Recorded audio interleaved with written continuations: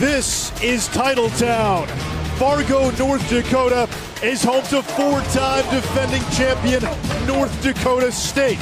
Can the Bison continue their drive for 5, or will Northern Iowa take down the Dakota dynasty?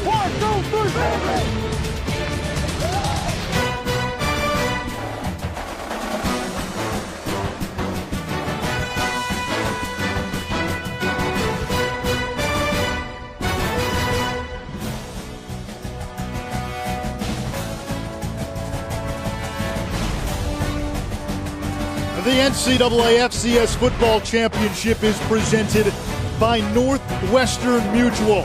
It's the quarterfinals of the FCS playoffs and a conference clash. Two teams from Missouri Valley, Northern Iowa, and North Dakota State.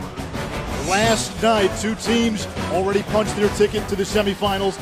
The number 1 overall seed, Jacksonville State, moving on with a big win against Charleston Southern, and Richmond with an upset over the 2 seed, Illinois State, which means if North Dakota State wins today, the Bison would host a semifinal game. If Northern Iowa wins, they would go to Richmond. Good afternoon, Anish Shroff alongside former Longhorn Ahmad Brooks. Yes, North Dakota State is your 4-time defending champion, but at times this season they didn't look the part. They had to endure some growing pains. Their starting quarterback, who's an NFL talent, goes down with a wrist injury, and yet here they are in the quarterfinals, and last week they did flash that championship pedigree. Yeah, and despite losing what I believe one of the best 2-minute quarterbacks in the country in Carson Wentz, they've inherited a young man who hasn't lost a start in Easton Stick. And what makes him special is he's poised. He has great command. And this kid does not play like a freshman. He plays like a veteran. Today he'll be tested, though, by a very talented UNI defense. Today will be his biggest challenge because it's the playoffs, it's at home, and it's an opportunity for them to keep on winning. The challenge for most teams that come into this building, the Fargo Dome, is the environment. It's as intimidating a venue as there is in the FCS. That affects most teams. It's not going to affect Northern Iowa. No, they're not scared. Not one bit of the Bison and what their reputation is. They respect them, and why would they be? They came here in the Fargo Dome earlier this year in October, took them down to the wire. It took Carson Wentz with an outstanding fourth-quarter comeback. And then you look at these two guys, maybe the most dominant duo when you look at quarterback and running back that FCS has. Aaron Bailey is a man, big physical runner, and Tyvis Smith provides the perfect balance when they need to hand it off to their back. Two talented players that you'll see today. Both had 200-plus yards last week. Can the 4-time defending champs keep rolling? Or will today be the day there's a changing of the guard?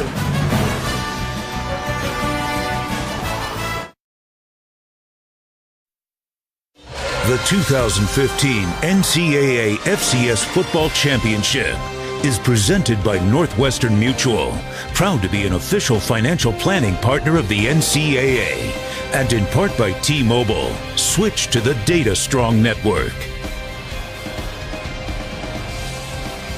About ready for kickoff here at the Fargo Dome in Fargo, North Dakota. There's Chris Kleiman, the head coach for North Dakota State. He's a Northern Iowa alum. In fact, he coached for the Panthers head coach, Mark Farley. A lot of strong ties for Kleiman to Cedar Falls. And Mark Farley told us this week, this game is all about power football. He likened it to the Oklahoma drill. Yeah, I thought that was a great analogy. When you watch these two teams on film, it's clear. Physicality is a part of both of their games. They like to win at the line of scrimmage, and they both do it with dominant running games.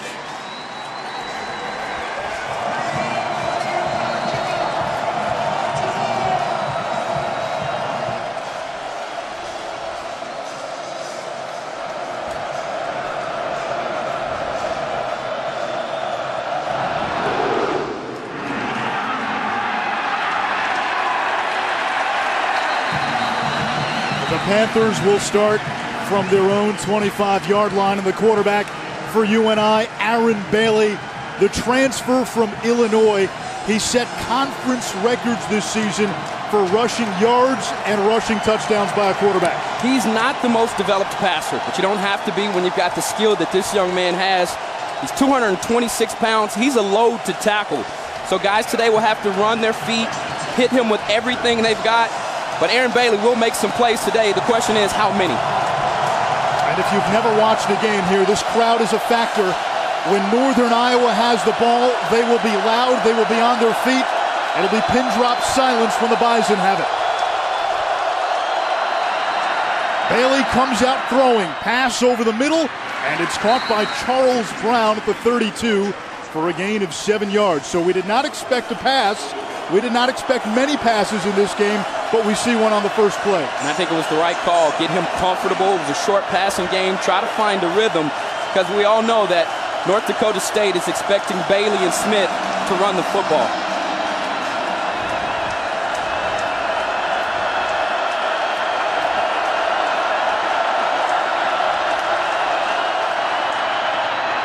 This is Bailey. He'll keep it on the read option.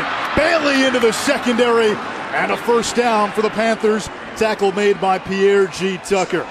Impact players, Ahmad, when Northern Iowa has the football. We talked about this dominant running game, and it starts with the running back, Tyvis Smith, an excellent runner of the football, very good on the perimeter, and on the opposite side, one of the best defensive players in all of FCS, Nick DeLuca.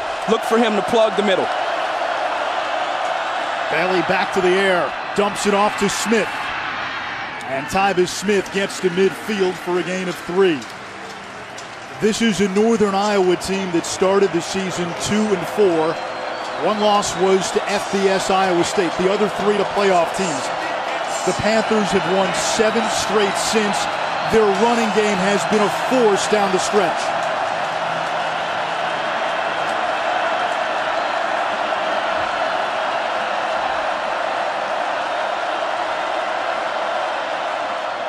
Out of the pistol, here's Tyvis Smith. And Smith takes it into Bison territory.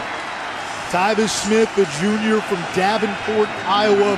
He's really emerged over the second half of the season as the go-to runner for Northern Iowa. He's running with a lot of confidence right now. And when you can get into a rhythm, early on in the year, you didn't see that happen, but you saw his size, 6'3", also another big physical runner of the football for this Panther team, and he's really come on here of late.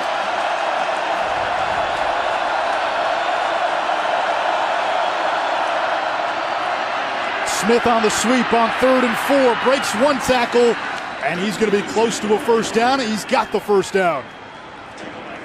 You see the many ways that they use him. He's a playmaker. They'll use him in various ways. This time here, you see him come in short motion across the field, hand the ball off to him, and as I just said, the previous play, really good on the perimeter, though he picked up an excellent block from Charles Brown on the outside, the wide receiver. Those are the types of plays you'll see him run all game long. There's Brown on the screen. Finally brought to the ground by the free safety Trey Dempsey after a gain of 2. In a lot of ways, this game's strength against strength. North Dakota State with a great rush defense. Northern Iowa, a great rushing offense. And the reverse is true as well. The Panthers play the run well, and the Bison can run the ball well.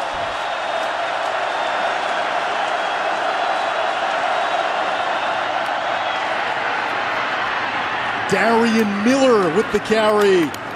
And he's close to another UNI first down. Miller, a transfer from Kansas out of Blue Springs, Missouri. And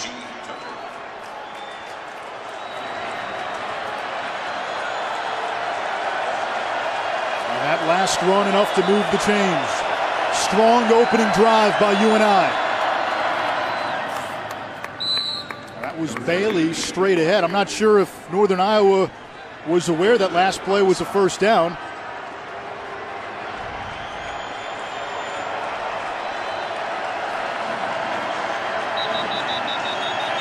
Now there's a little bit of confusion.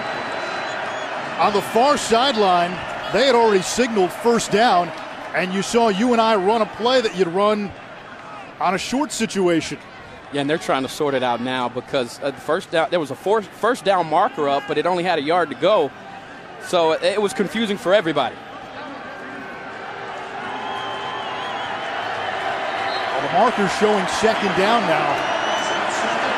And it's going to be 2nd and 7. So some confusion there on the UNI sideline, and maybe confusion with what the officials were doing as well. Yeah, and Farley's letting them know about it. He's giving the official an earful.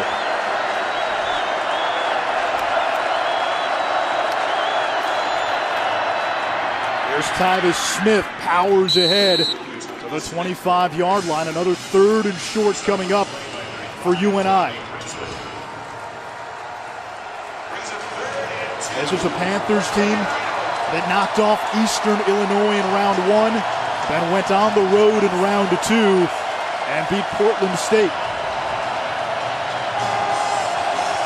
In these situations, the Panthers like to run the quarterback power. They bring in their muscle, both of their tight ends, Lehman and Rohr, and they run right in behind them. Here's Smith in motion. Bailey fakes it to him. He'll take a shot downfield. And that is caught for a touchdown by Brandon Smith.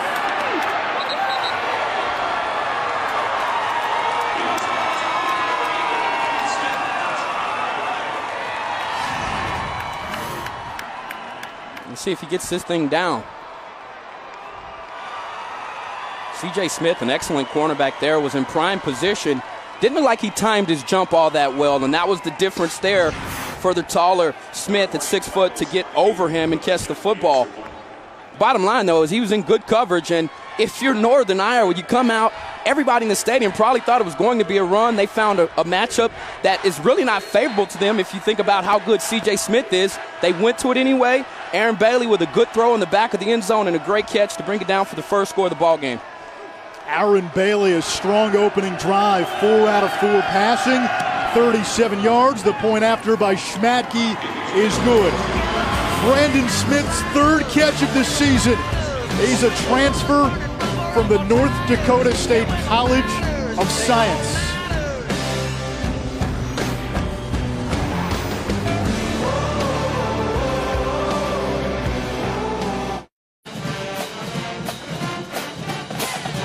We told you Mark Farley and Northern Iowa would not be intimidated by this Fargo Dome environment. 10 plays, 75 yards. They marched the field and fired the opening salvo in this quarterfinal. That was an impressive drive. And you heard us even in the open talk about how Aaron Bailey was still trying to develop himself and grow as a passer. I thought the offensive staff for Northern Iowa did a good job of making throws short. The only shot he took down the field was the touchdown. The other 3 throws were short throws, and 2 of them, in fact, were screens. So to get him in a good rhythm really should back off this Bison defense and force them to have to worry about the perimeter as well. Special teams has been a strength for North Dakota State. Number 1 in the FCS in the kick return game. And Bruce Anderson, the deep man, took one back last week in the playoff win against Montana.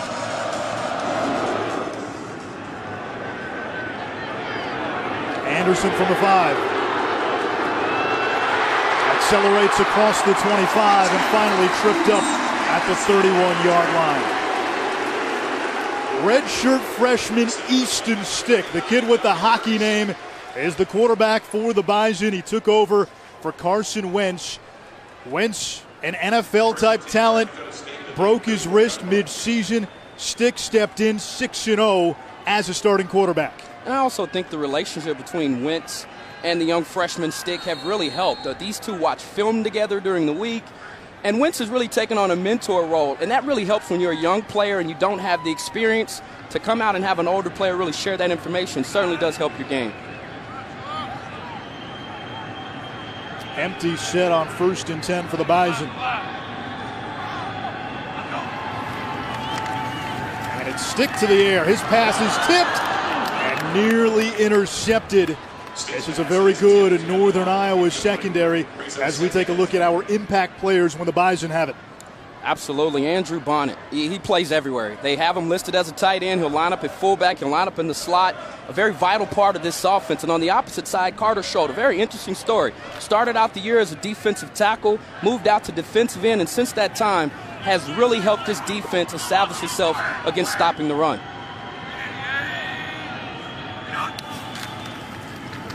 A handoff to King Frazier, and he is swallowed up after a short gain. 3rd down coming up. Jared Farley, the son of UNI's head coach Mark Farley, on the stop. North Dakota State opened the season with a loss on ESPN to Montana.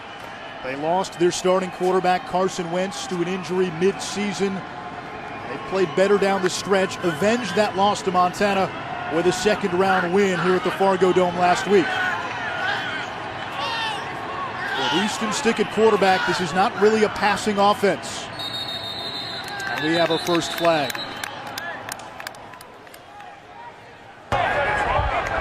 False start. Offense, number 75. 5-yard penalty. Still third down. That's the center, Austin Kunert.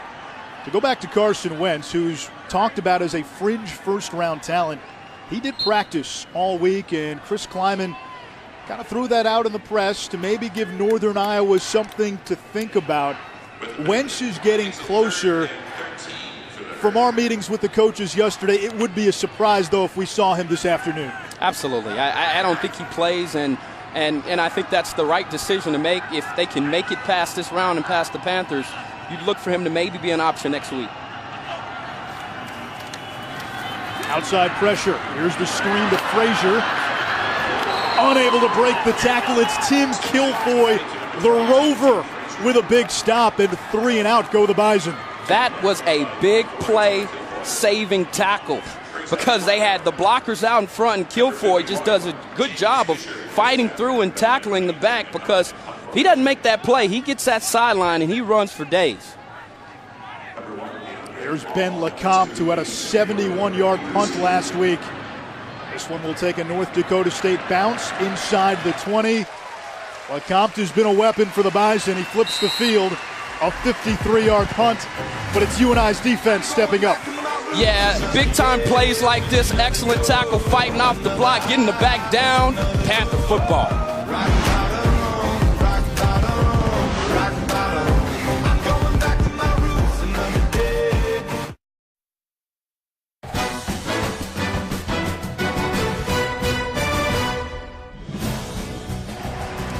It was about 30 degrees this morning. That's balmy for Fargo this time of the year. The tailgaters out in full force.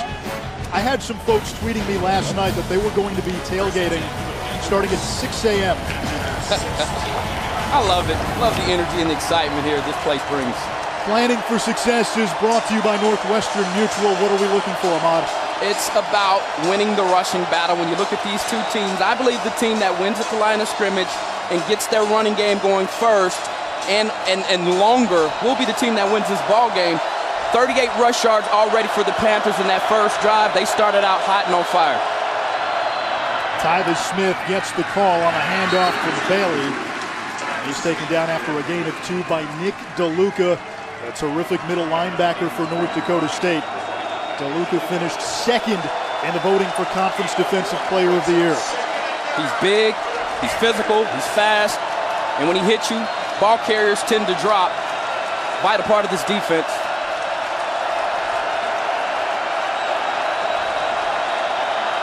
Corners back off the line on second down, and we've got movement up front. 12 start. Offense, number 85. 5-yard penalty. Still second down. Now, we knew we would see this at some point, but the noise is quite the advantage for the Bison. When you start to think about even how they communicate offensively, the Panthers, all hand signals, because you can't hear yourself think down on the football field.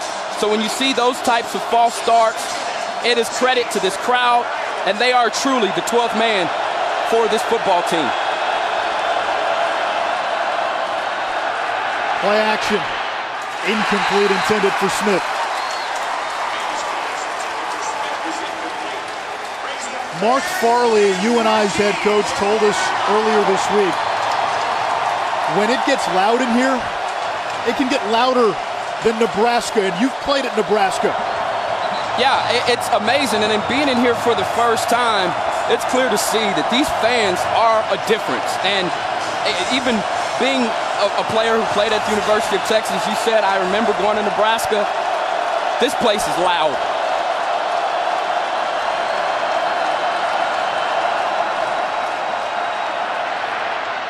Over the middle, incomplete, intended for the tight end, Lehman.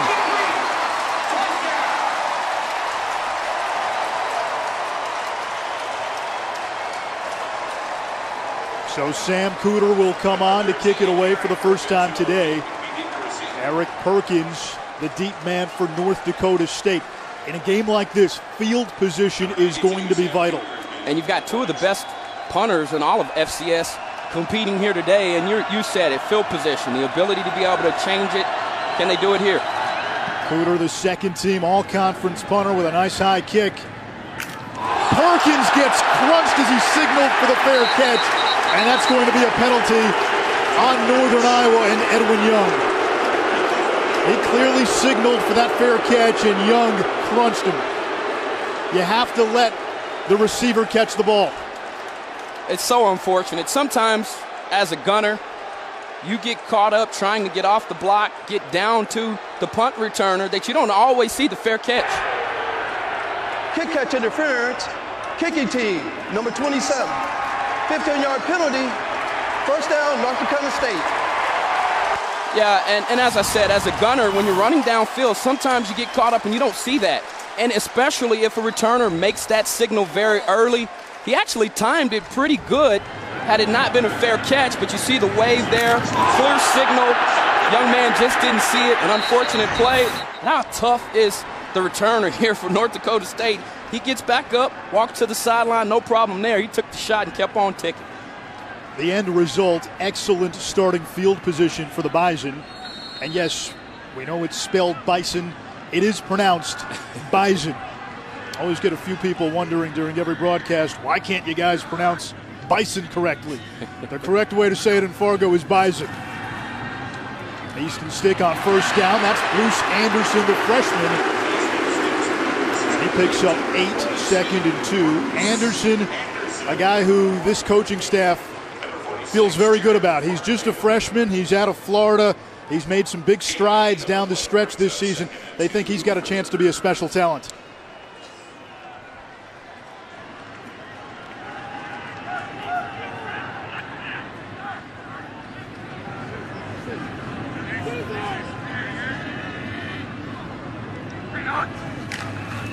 First carry of the game for Chase Morlock, and he's able to pick up a first down for North Dakota State. There's Carson Wentz, the MVP of last year's championship game for the Bison. Mel Kiper has him as the number 3 draft-eligible QB. Todd McShay of Scouting has him at number 4. It's a big loss, but it's also a testament to this North Dakota State program. They are where they are right now with their number 2 QB.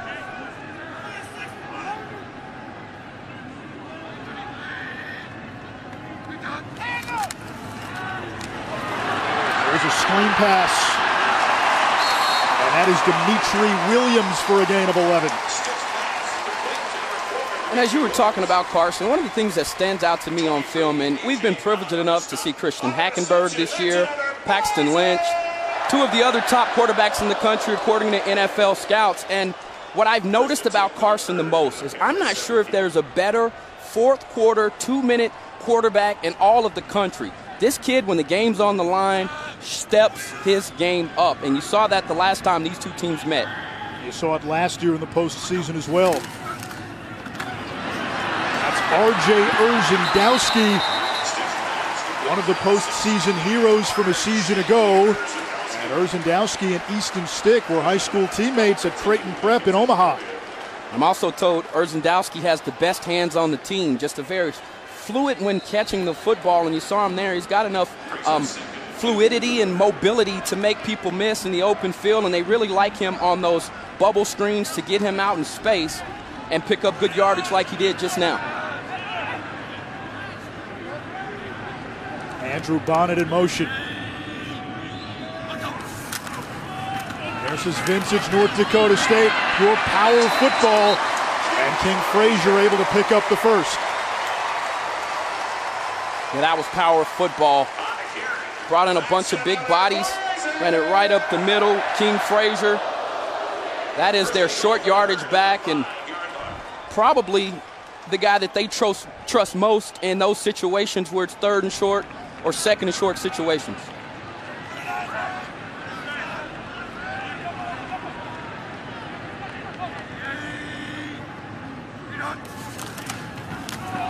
Back to Frazier, right up the gut. Hammers his way all the way to the 1-yard line.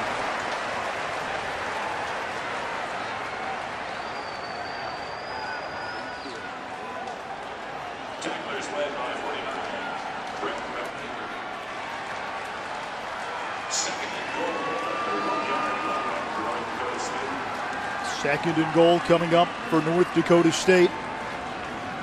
Looking to get back to the semifinals. Haven't seen stick run. This will be the perfect opportunity to get the quarterback on the move. This is Morlock in for the score.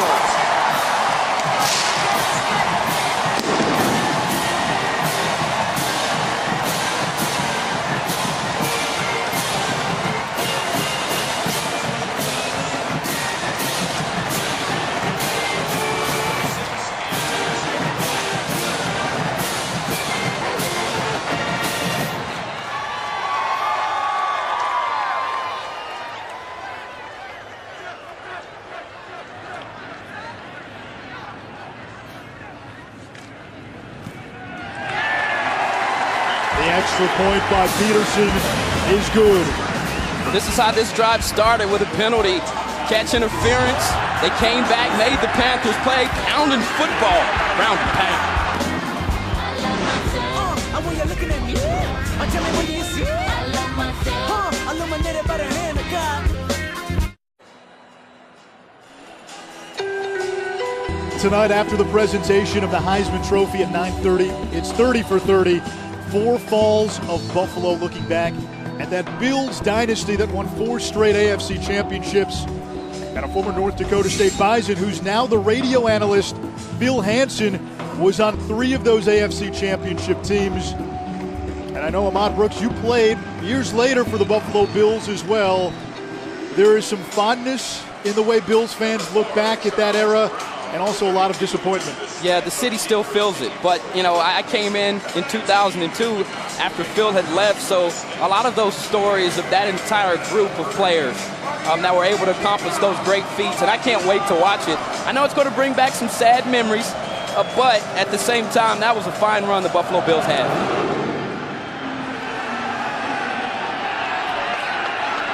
Here's Charles Brown. Bounces off the defender and dropped at the 17. While North Dakota State has been in 4 straight title games, they've won them all. The Bison and FCS dynasty. Look at that all-time playoff record in these FCS playoffs. 14-0 at home in the FCS playoffs.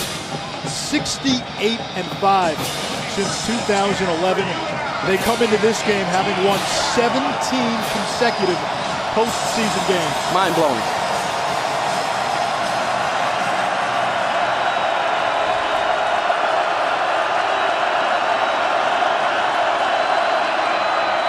Tyvis Smith, it's the reverse. Here's Miller across the 20 and pushed out of bounds by Champion.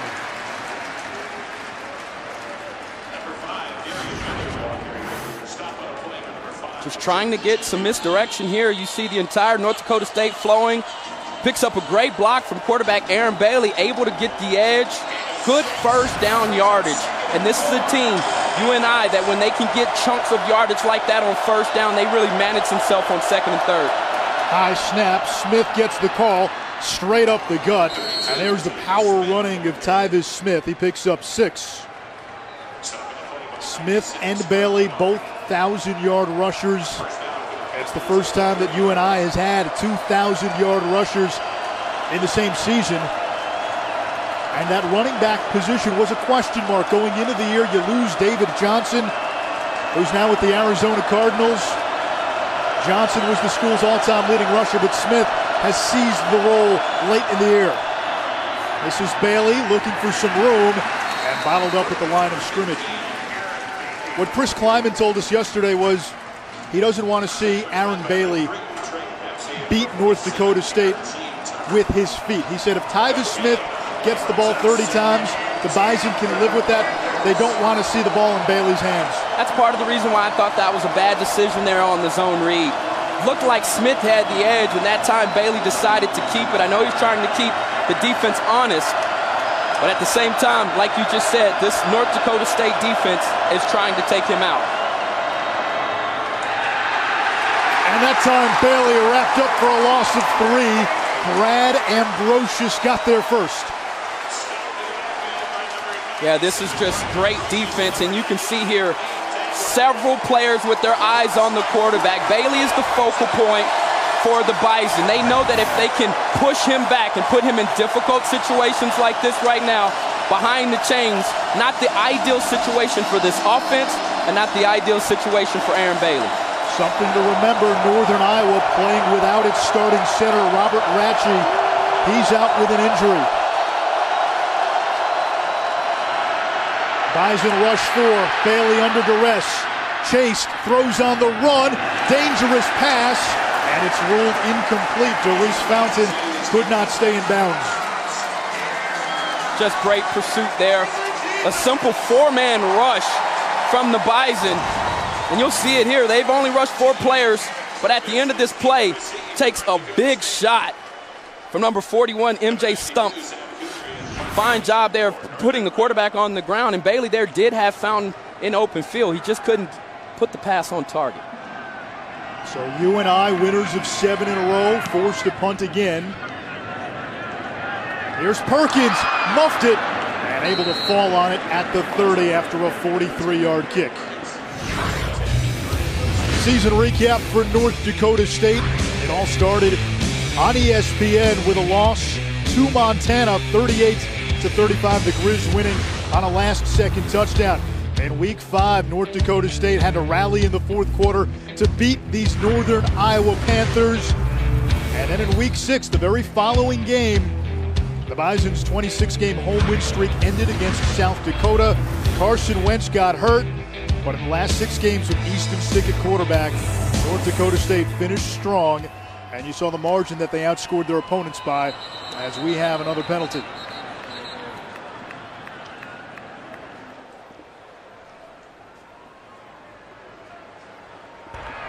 False start. Offense, number 66, 5-yard penalty, still first down. That's Zach Johnson. They call the offensive line for the Bison here the Rams. It has been arguably the foundation of this Dakota dynasty. There is no question about it. When you look at how big and physical they are, they're the identity of this team. Got the meat, the muscle, the understanding there to really help this team master the run game. Chase Morlock, who scored North Dakota State's touchdown, takes it to the 29, and he's tackled by Brett McMakin. McMakin, the linebacker for Northern Iowa, has been outstanding this year. More than 110 tackles, and in the first meeting against the Bison, 2 forced fumbles and a pick to go along with 13 stops. He does a great job of fighting off blocks, finding the football. When you play in the middle of the field, you know you're going to have to take on blocks from centers, guards, and tackles, and he does a good job of focusing on the football, fighting through traffic, and making plays. Play action. Stick. Incomplete, intended for Urzendowski. These Northern Iowa corners are terrific. The secondary, 4 seniors, 3 all-conference performers. And that may be the best player on the football field in terms of in the secondary, and he wasn't one of those players on the first team, which is mind-boggling to me. But when you start talking about the skill set that this team has, they are very aggressive. Mackinton here is the player that is going to get in your face. He'll press you. He'll cover you all over the field.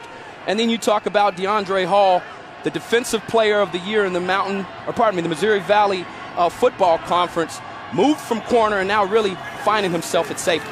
There's the blitz. Stick under pressure, and down he goes. Sacked by Jared Farley. Big play there. Anytime you can get up to this third down, you'll see it here from the end zone. Just watch. They bring a simple 5-man pressure, some confusion there in the middle of that offensive line between the center and the guard. And the guy that he was trying to look for downfield was completely locked up. Farley, the coach's son, wearing that famous 46 that his father also wore, making a play and a big sack here to end the quarter. A stalemate after 15 minutes in Fargo. UNI and North Dakota State tied at 7.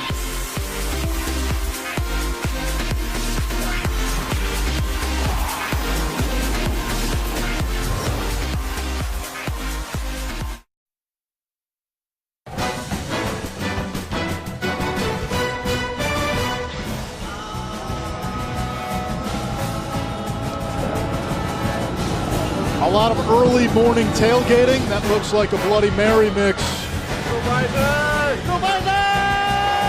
The Bison faithful, as they always are, out in full force. In the snow, I might add, by the way. By the way, it was a dusting. I know you're a Texas boy, but it was a dusting. Right, leave me alone.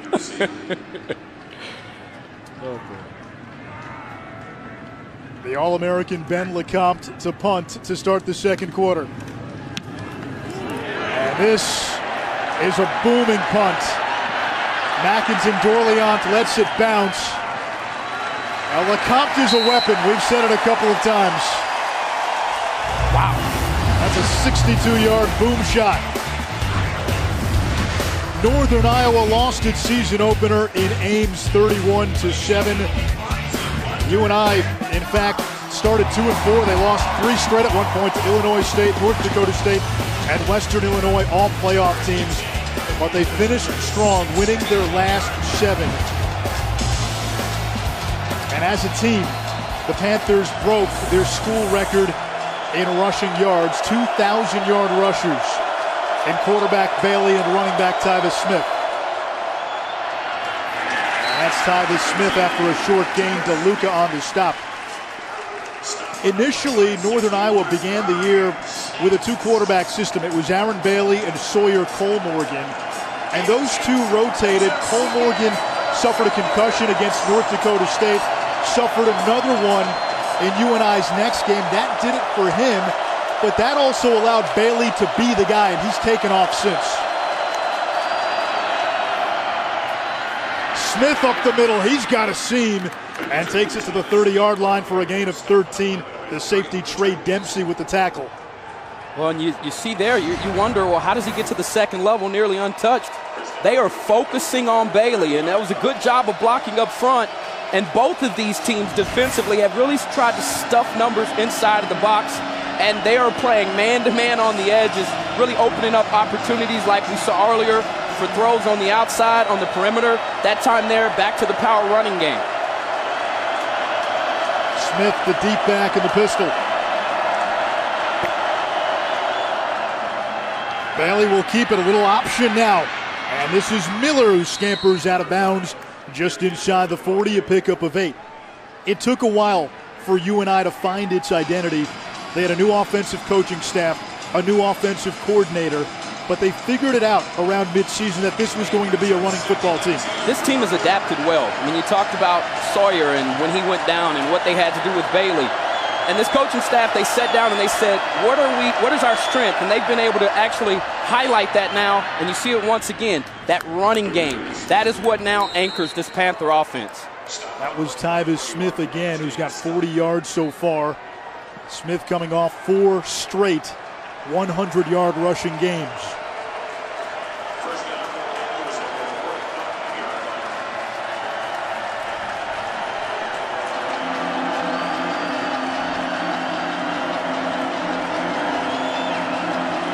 And initially, too, the philosophy was to go hurry up, to go no huddle. They still don't huddle, but they've slowed the tempo a little bit. You can see that today.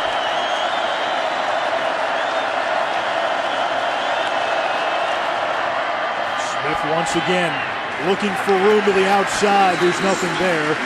No gain.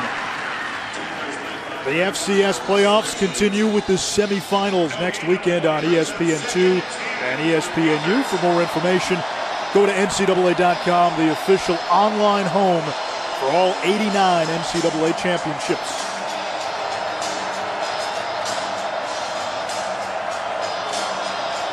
And Shroff, Ahmad Brooks, Mike Yanagita with you here at the Fargo Dome. All tied up at 7 here in the second quarter. Both teams traded scores in the opening stanza. Bailey chased. Gets away from Tangway, sheds a tackle, and then finally subdued by Nate Tangway, the nose guard, after a short pickup, 3rd and 8. That was just great downfield coverage. They were looking for their wide receiver Fountain, and Champion was all over him, and you saw there the rush flushed him outside of the pocket, and now you've got another 3rd down.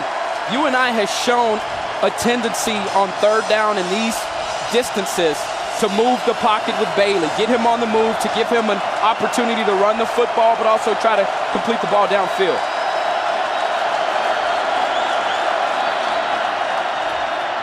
Bailey's going to run. And tripped up by DeLuca, 4th down. That's what makes this kid so special. We saw a tackle earlier that was from Kilfoy. Now you come back and the Bison say, now it's our turn. Great job of getting to the appropriate angle.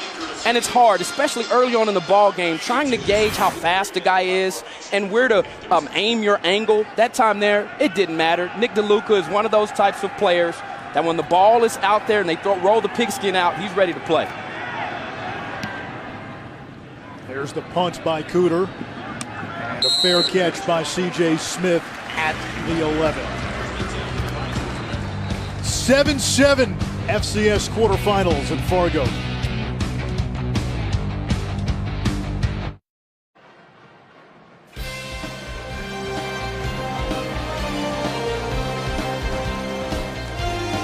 You're watching the NCAA FCS playoffs.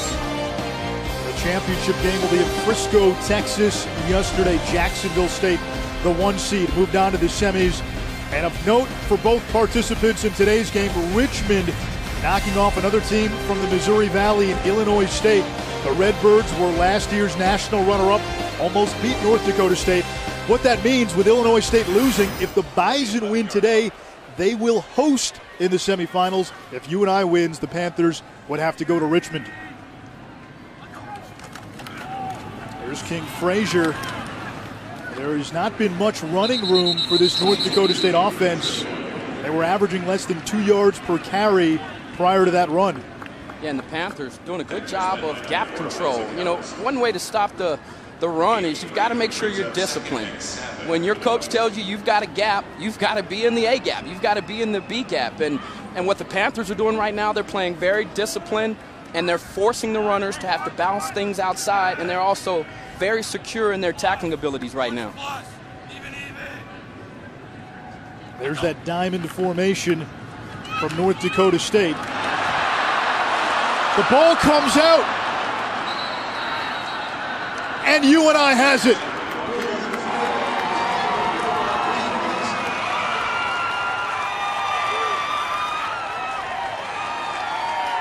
Jared Farley recovered it. DeAndre Hall forced the fumble. Hall, the conference defensive player of the year. Take another look. Now this is just a savvy play. That was intentional. Nothing about that was an accident. That's why he's so special. And one of the best defensive players in all of FCS. Just a fine job of not only finding the football, but having the awareness and the ability to knock the football out. Big turnover here for UNI. Can this offense capitalize? Huge turnover, huge opportunity for the Panthers. And for Hall, that was the 9th turnover he's forced this season. 3 forced fumbles, 6 picks. Bailey's gonna run. Looking for the edge, it's not there. DeLuca, who else?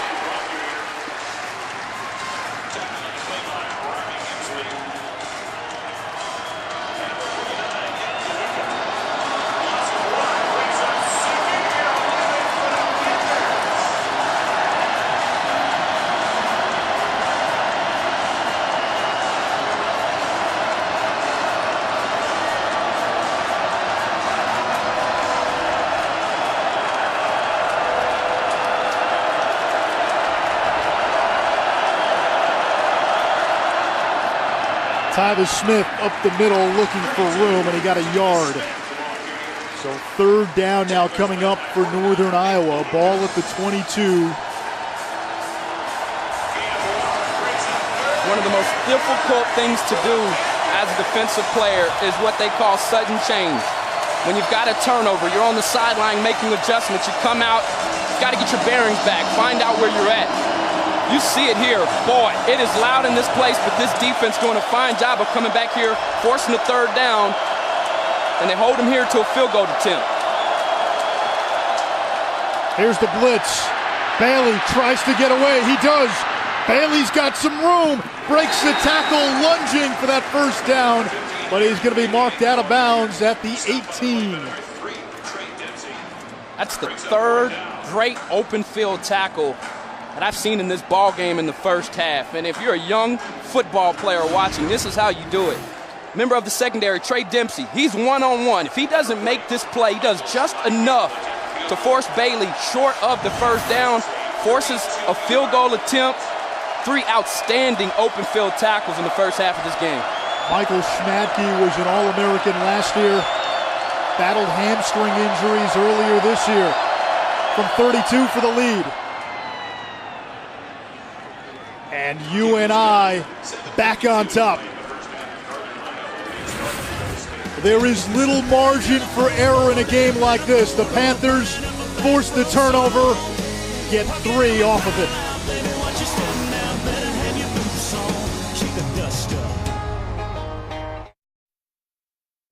The 2015 NCAA FCS Football Championship, brought to you by AT&T, mobilizing your world, and Audi, challenge all givens.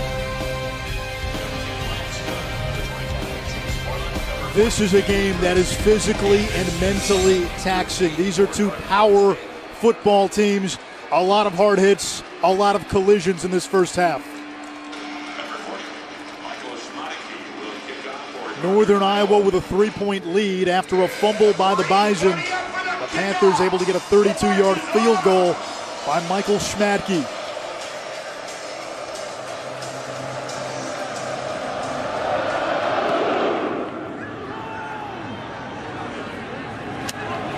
Short kick. Chase Morlock to the 25. How about this tackle? Let's break it down here. You're going to see the safety here in the middle of the field, Trey Dempsey. Now, he's going to be in coverage. He's going to work his way all the way to this side of the field. This is just a brilliant play. You watch him here early on when the play starts, great communication. Now he's in coverage, but he sees the quarterback break the pocket, the awareness to know when to come off of coverage. Now, this is just a sophomore safety. They've got a sophomore and a freshman back there, but that open field tackle was textbook. That's how you do it when you're trying to bring down a player like Bailey in the open field.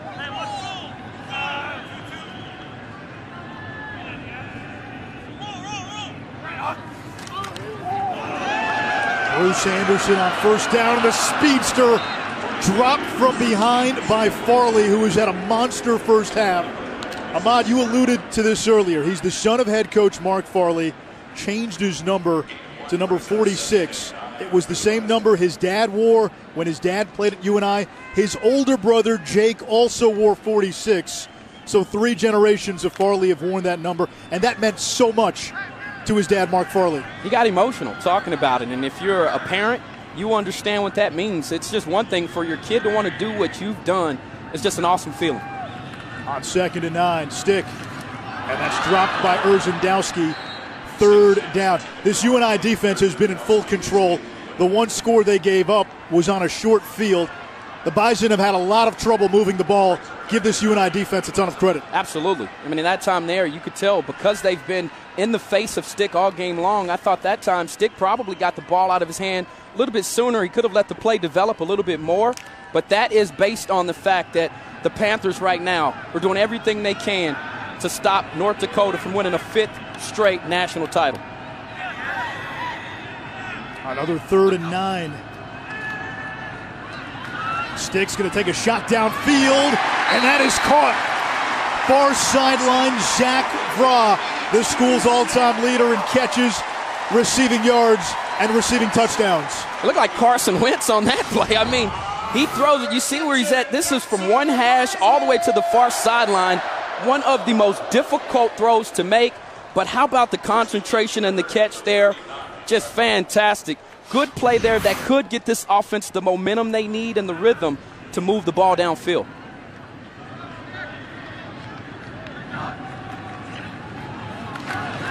Lance Dunn up the middle, and he is to the 43-yard line. Dunn, a redshirt freshman out of Waterloo, Iowa. He was injured the first time these two teams met. And if there is a perfect foil to end North Dakota State's run, UNI fits the profile. Earlier this season, they had multiple leads nearly knocked off the Bison. That game featured 5 lead changes before Carson Wentz rallied North Dakota State in the fourth quarter. Last year, UNI beat North Dakota State handily at the Unidome. King Frazier still on his feet. Well, the head judge is saying he's down. So loud you can't hear the whistle sometimes. I don't know about this one. It looked like he might have stayed up on this one. Well, now looking at it again, maybe that elbow gets down. Can't review it either. Once that whistle is blown, you can't review it either. Let's take a look at it. I mean, because you watch it here, and this is a great call by the officials. I want you to watch the elbow. If that elbow gets down on the ground, he's down. There you I'm not see, sure, yeah. That's close. But there you see the elbow, it looks like, where it was down on the ground. But give him credit, Frazier, for trying to fight through this tackle after taking a big hit there from Hall. He sold it well. Instead, it'll be 3rd and 2 from the 47.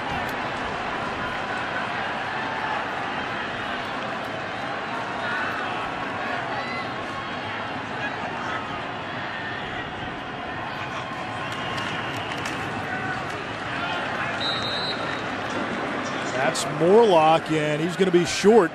So 4th down now coming up for the Bison.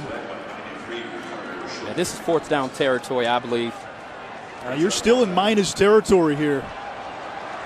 And Ben LeCompte has been a stud in this first half, but the offense is on the field. Chris Kleiman told us if they get to the 45 to the 30 of the opposition, that could be 4-down territory. And when you have a guy like Ben LeCompte who can flip the field, who can pin you deep, especially this early in the game, I can understand the decision. Yeah, I don't. I just think you've got an offensive line that started to pick up some rhythm, and there you've got a yard. If you can't make a yard in football, you don't deserve the opportunity to have the ball. Delay a game, offense, 5-yard penalty, still 4th down. Just providing some extra padding here for this outstanding punter. Among the FCS career punting leaders, 4th all time. We had to add one more drop line because we had to get Pumpy Tutors in there. Yeah, that's great. Great name. 62-yard punt on his last punt.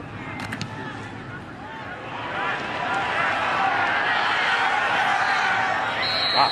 Another great punt by LeCompte. He's been the star for the Bison in this first half.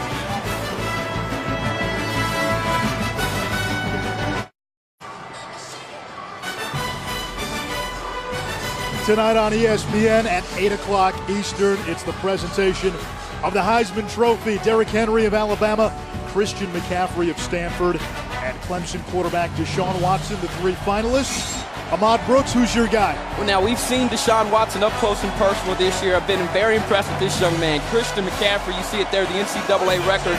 But if I had to choose, I'm going with Derrick Henry, the running back, who almost got 2,000 yards on the ground and is a force for the Crimson Tide.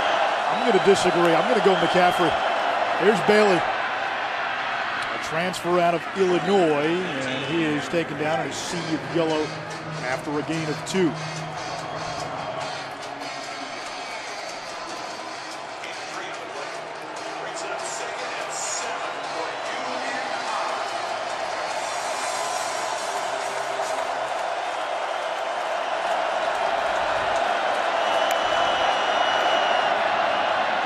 Tyvis Smith wrestled to the ground. It'll bring up 3rd down, and we say hi to Chris Connor in the studio. Hello, Anish. Halftime just around the corner. I'll be here in studio with Ed Cunningham of the co-national champion 1991 Washington Huskies. We'll talk about the Heisman Trophy. That's going to be awarded tonight. We'll get Ed's thoughts on who he thinks should take home the hardware. Also, with such a great playoff in the FCS, why don't we have this many teams in the FBS playoff? We'll talk about that, too. It's coming up. Would have beat Miami.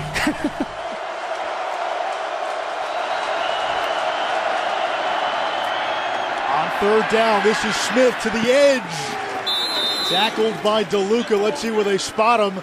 And a good spot there by the line judge, and a 1st down for UNI. He picked up some good blocks on the outside for number 16 Cunningham and number 87 Rohr. And we've seen that for the 2nd time today. But what about the finishing effort there of Smith to be able to hurdle the defender who was going down low? That's where you want to tackle a big guy like this, as you see him now lined up in the slot. Play action, Bailey to the air, throws far side. C.J. Smith immediately makes the tackle. Catch by Fountain.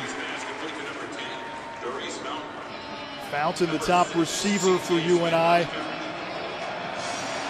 And 110 yards and a long touchdown in the first meeting against the Bison. Both teams came out throwing early. It's been a run-heavy offense on both sides since. Play action, Bailey back to the air, going downfield, broken up. No flag, C.J. Smith, the all-conference corner on the coverage. That was outstanding coverage. Now, you go back to the touchdown that he gave up earlier in the ball game. Didn't time his jump as well, but that is perfect technique. He turns into the wide receiver, looks back for the football, makes a play on the ball. You can beat on your chest when you make plays like that. 51 passes defended, shut down corner on the outside for the Bison.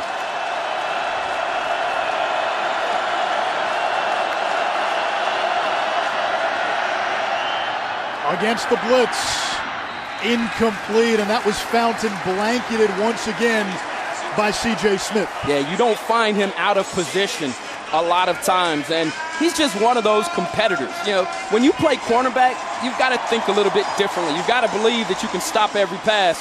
And that particular play there, just doing a fine job of making sure he covered his man downfield and made another play on the football.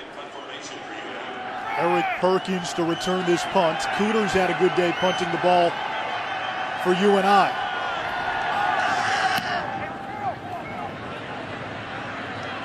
There's Perkins, he'll have a chance. And great punt coverage by the Panthers. Defensively, it's been Jared Farley setting the tone for Northern Iowa. Now you watch him here, just a relentless pursuer of the football. And to play defense, particularly linebacker, you've got to think a little differently. You've got to embrace physical contact. You've got to be tough. And this young man epitomizes that. Well, it's these situations where North Dakota State misses Carson Wentz. You alluded to his prowess in the 2-minute drill. This is not exactly Easton Stick's forte. You're absolutely right.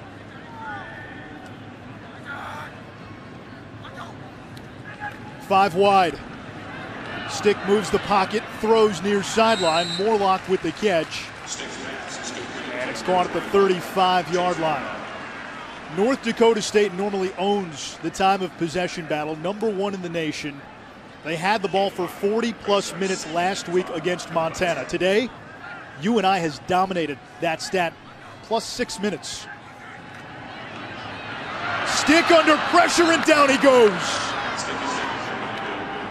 That looked like a coverage sack. It's Carter Schultz who set the single-season UNI record for TFLs. Offensive coordinator for the Bison, Matt Ince, said that some of the sacks early on in the year were because the quarterback held the ball too long. And I think on this particular play, if you're Easton Stick and you've had outstanding running abilities, to stand in the pocket for that long, I think it's an ill-advised decision. Use your feet, get outside of the pocket. UNI only brought a 4-man rush. He's got to do a better job if they're going to score on this drive.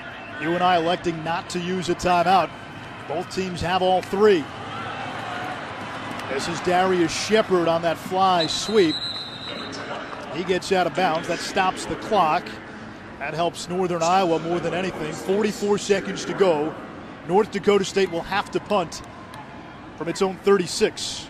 And Bailey's not really suited either to do the 2-minute drill, but a play like that where you've still got 3 timeouts left, you would have liked, if you're the Bison, for your running back to get down in bounds. And that didn't happen. So now you've got 44 seconds on the clock. They can use the middle of the field. They can still run the football if you're UNI. And I expect them to do that while they try to drive the ball down here and punch one more in before halftime. Now, the one thing UNI does have in Charles Brown and Darius Fountain, a couple of track stars who can get down the field in the receiving game. Dorleant lets this one bounce out of bounds. Now 42-yard punt. College basketball later today on ESPN. Arizona State takes on 5th-ranked Kentucky. Wildcats falling in the rankings after a loss to UCLA. North Carolina against Texas. Fans of Northern Iowa basketball certainly celebrated UNI's win against UNC earlier this year. No doubt. It's a big one for the Horns. What can Shaka do? You're a Texas guy. Shaka wants a bigger turnout this time. Yeah, it was bare in the stadium. It didn't look like this. It didn't look like the Fargo Dome, that's for sure.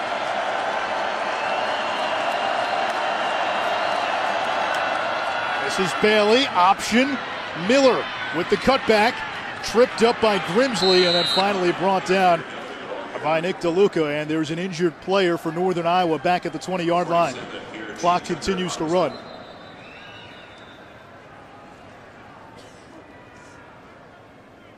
It's the tight end, Braden Lehman, the senior out of Iowa City. Lehman's high school coach at Iowa City, a terrific tight end. Marv Cook, an All-American at Iowa, two-time Pro Bowler, played in the NFL with the Patriots, the Bears, and the Rams.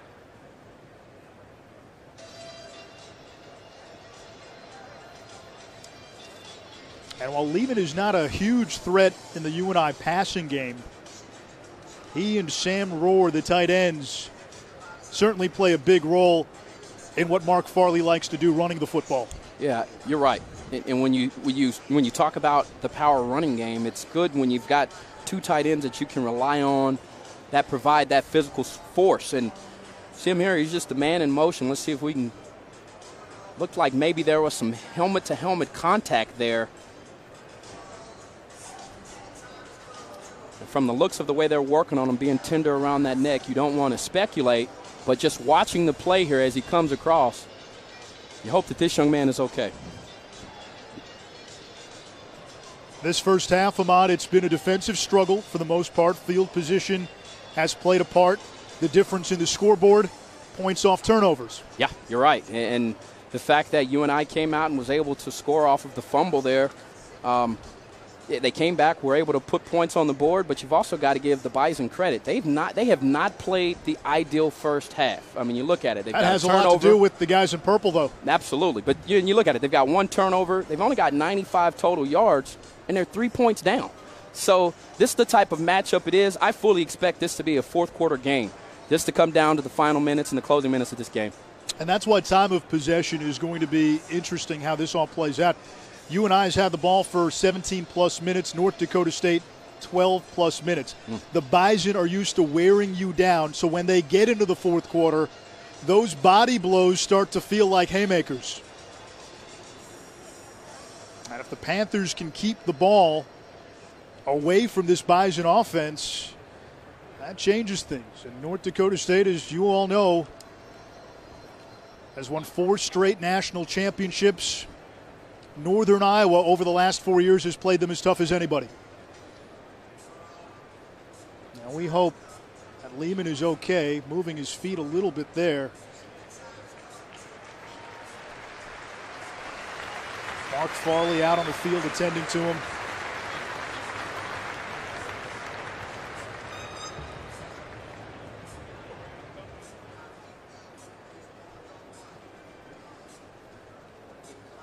The Panthers already playing without starting center Robert Ratchey. Ratchey appeared to tweak his leg last week, and judging from that first replay that we showed, it looked like it was a hit to the head.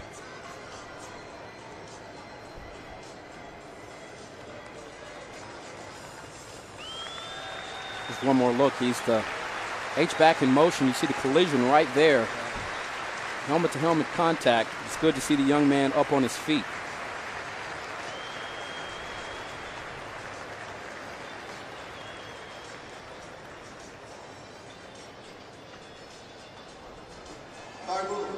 An offensive injury under a minute with the clock running is a 10-second runoff. Please set the game clock to 10 seconds. Northern Iowa could have taken a timeout to prevent the runoff, but it appears they will be content to take a 3-point lead into the locker room.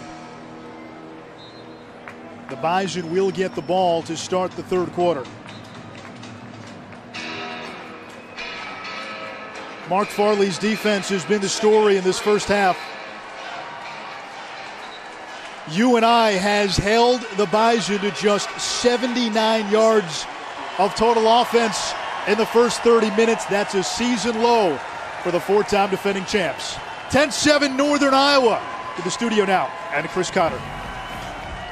Thank you, Anish. Here in our studios in Bristol, Ed Cunningham at my side. And Ed, we heard Anish talk about the defensive numbers here. I mean, even Northern Iowa, 150 yards of total offense there in the first half, 75 of which came on the opening drive, which was really impressive there on the road in the Fargo Dome. You think they're going to be able to move the ball up and down. That wasn't the case.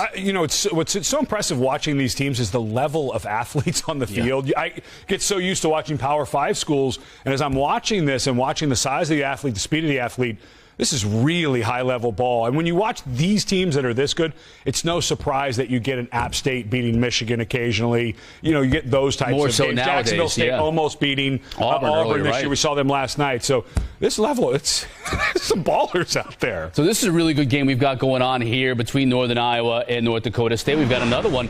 Quarterfinal action in the FCS playoffs. Colgate is one of the surprise teams in this playoff versus stalwart Sam Houston State. It was all about Sam Houston State, the Bearcats early on. Jeremiah Briscoe finds Davian Davis, who stays in bounds, keeps his feet. He scores, and then another one of the great names, Jedediah Lewis, for the Bearcats scoring here. I guess that's a run. It's interesting. Yeah, it's interesting to watch these offenses and how diverse they are and how the game has just changed. It's awesome. High potent offense right there, 28-14. Sam Houston State on top. We're going to talk Heisman when we come back here at the half.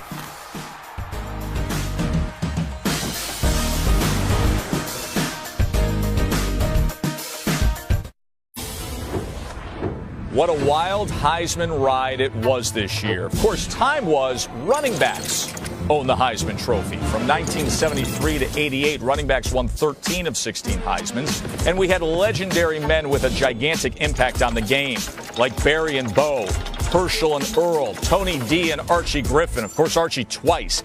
But then something happened. Though the game was born on the ground, it evolved through the air, and quarterbacks grabbed the 25 pounds of bronze, and they wouldn't let it go. Since 2013, quarterbacks have won the award. And only one running back, Alabama's Mark Ingram. But this year showed signs that we might be poised for a return of the running back. LSU's Leonard Fournette grabbed the spotlight in his sophomore season, averaging more than 200 yards per game in his first 4 games. But when the Tigers met the Tide, it was Bama's runner, Derrick Henry, who won the day and grabbed the Heisman hype right out of Fournette's hands. Went for 210 yards. It was Henry's second of 4 games with at least 200 yards this season. The only other SEC players to do that, Herschel and Bo, of course, both Heisman winners.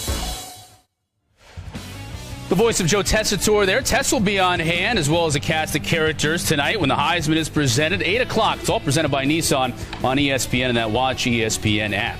Derrick Henry, Christian McCaffrey, Deshaun Watson will also be on hand. Those are your 3 finalists, Ed. But there are also another group of players that were close, maybe didn't get the invite to New York, but could still garner some votes. When you talk about a Baker Mayfield, Big 12 Offensive Player of the Year, Connor Cook, winningest quarterback in Michigan State history, Zeke Elliott, maybe didn't have the year he hoped he would have. Trevon Boykin suffered from some injuries late in the year for TCU. But as a Heisman voter, you can vote for 3. And I'm not going to ask you who you voted first, second, and third. We're not allowed to say. You're not allowed to say. But you can tell me who the 3 are that are in that group. And one of them is not Christian McCaffrey. It was Connor Cook. And first of all, let me say, the 3 guys who were there deserve to be there. I really wish Connor Cook could have been the 4th to be admitted. I think if people studied what he did, and I got to see Cook during the year, Michigan State's offensive line was thin to start the year and got thinner as it went. They never had a dominant run game.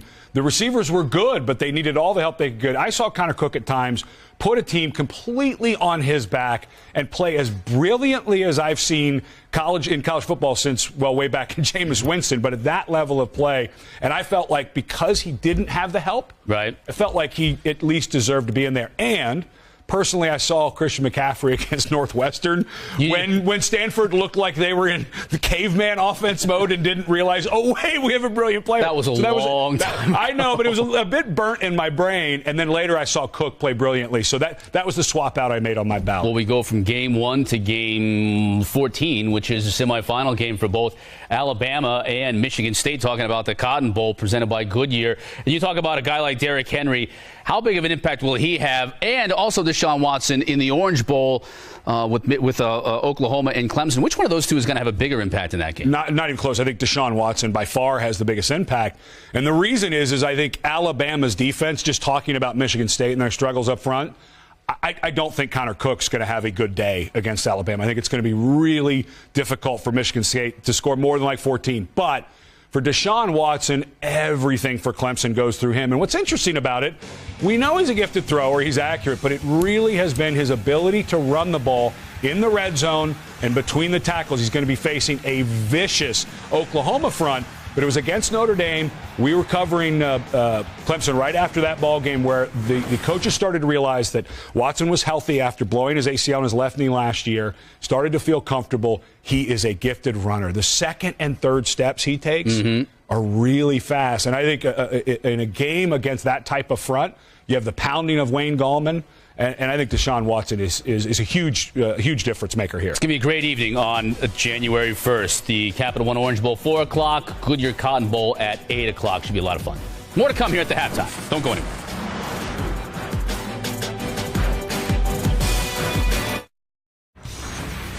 Here's a look at the FCS bracket as it stands right now. Jacksonville State, Richmond won last night there in the semifinals. Sam Houston with the lead right now at the half over Colgate. And Northern Iowa with the lead over North Dakota State right now in the other quarterfinal games. I said earlier that the semifinals in FBS were on New Year's Eve. On New Year's Day. They're actually on New Year's Eve, although they might be on MLK Day if we had a big enough bracket in the FBS playoffs to put all these teams in. Why don't we have more teams in the playoffs as opposed to just the 4 that we have? Well, I did some math, and I think one thing that we're going to have to start considering here is the health of the player. I've interviewed a lot of FCS coaches over the years, and all of them say we can't even practice by the end of the run. We are so beat down from travel and practice and everything else. I won a national championship in 1991 at Washington. We had to play 12 games, 11 regular season, Rose Bowl to win it. We averaged per player per game 50 snaps per game, 600 total snaps I had to play to win a championship. If we had a future where there was a quarterfinal, these young men would play 16 games. They're now averaging 10 more plays per game that they have to play on offense and defense, 960 snaps, which in my day would equate to 7.2 more games I would have had to have played to win a national championship. Here's the bigger point. In those 12 games, I played about 3 dudes, so I was like, I got to really grind to block him. Yeah. When I got to the NFL, it was almost every day. The level of play, especially at the line of scrimmage at the FBS level, is like it was in the NFL in the mid-'90s. Yep. These guys are playing 7.2 more games than I did against way better competition than I ever played with. You're going to have 4th-string quarterbacks. You're going to have 5th-string running backs in your quarterfinals and your finals. You're going to beat these guys to a point where they can't play. And no holiday break for them either, because you're going to have to play these games Christmas week. That is for sure. It's certainly a topic of conversation. But the 4 we've got on New Year's Eve, these games and these 2 teams, pretty good. Yeah.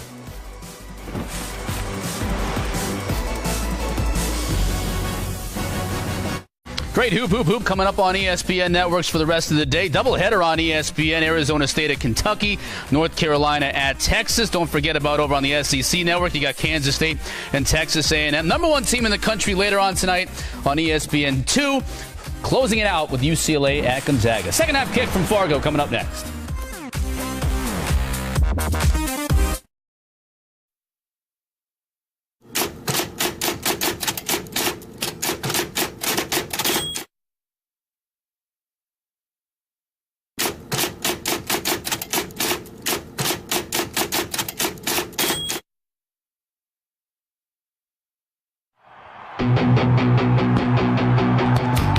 He's at the 10-yard line. He's at the 5-yard line. He's going down in, and he's going to score the touchdown. North Dakota State wins the first FCS title in North Dakota State history. Stutter step, takes it between left guard, breaks the tackle at the 10, at the 5, touchdown. Hey, I'll tell you what, in this football team up here, one heck of a job today, guys. Back-to-back national champions. And Jensen running out the left side is across the goal line. Touchdown! Something special here that we got within this team. NDSU, the fans, it's unbelievable. It's unbelievable. And Wentz is going to keep it. Wentz in the end zone. The Dakota dynasty lives on. 4 consecutive titles. It has been an incredible 4-year run for the Bison. They've been dominant at home. They've been dominant in the postseason. But they're down right now, 10-7 at the half to Northern Iowa. Aaron Bailey hooking up with Brandon Smith for a touchdown. UNI up by 3. And Ish Shroff, a long shot, former Texas Longhorn DB Ahmad Brooks. Boy, this first half has been a clinic in toughness, physicality, and tackling. Well, we knew that. I mean, from the first matchup, both of these teams were beat up after the game. But it's also been skillful. One of the hardest things to do in football is tackle in the open field. We've seen some outstanding plays and individual efforts from players. This one started off UNI. Great job of fighting off Kilford coming up with the play. Once again, Farley coming through with the sack. Farley again with an open field tackle that prevented a big play. And then North Dakota, DeLuca there getting involved in the action. And this is just a fine tackle here from the young safety, sophomore safety from Florida, doing a good job, Dempsey there. It's been great to see these two teams tackle, and this is one of the results of what the UNI defense has done to this North Dakota offense. North Dakota State has been stuck in neutral for most of the first half, less than 80 yards in the first 30 minutes. That's a season low in yards for the first half. UNI has controlled the game. We've had one turnover. The Bison fumbled. That led to 3 Panther points, and that is the difference. The margin for error in the second half will be almost non-existent. Northern Iowa won the opening toss and elected to receive, so the Bison will receive to start the third quarter here at the Fargo Dome. The 4-time defending champs have won 17 in a row in the postseason. They're 46-4 at home since 2010. Down 3, here's Bruce Anderson, who took a kickback last week. A big return, Anderson breaks free. There goes Bruce Anderson. Touchdown, Bison!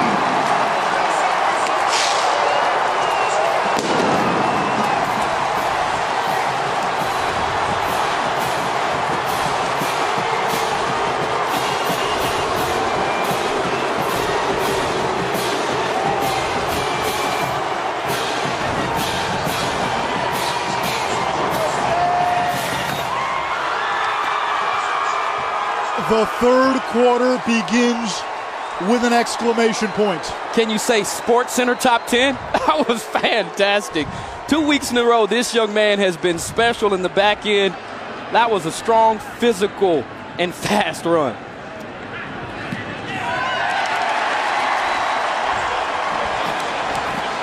I mean, just watch this play here. This is how you start off. He runs up into traffic. It looks like there he stopped. Looks like there he stopped. But he keeps churning those legs, and the young man that they're high on here, Anderson, they believe that this kid has a bright future. He will get more touches when Frazier's gone, but watch it here. A few missed tackles. We talked about tackling early on, but the effort to keep fighting and not go down leads to points and leads to a Bison lead. 15 seconds elapsed here in the third quarter, and like that, North Dakota State has taken its first lead of the ball game. Special teams has been the story for the Bison in the first half. Ben LeCompte flipped field position a couple of times with the punting game, and now Anderson with his second kick return touchdown of the postseason.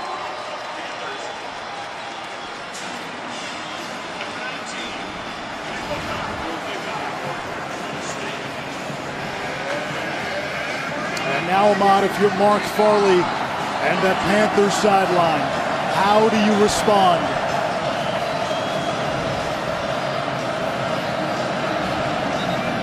Good thing is, if you're the Panthers, Anish, and I think you're right, is that when they were here back in October, they went into halftime with the lead and weren't able to seal the deal. So now the motivation is, yes, moving on to the semifinals, but it's also making right the wrong you had earlier in the season and beating this team and showing that you can also fight through adversity.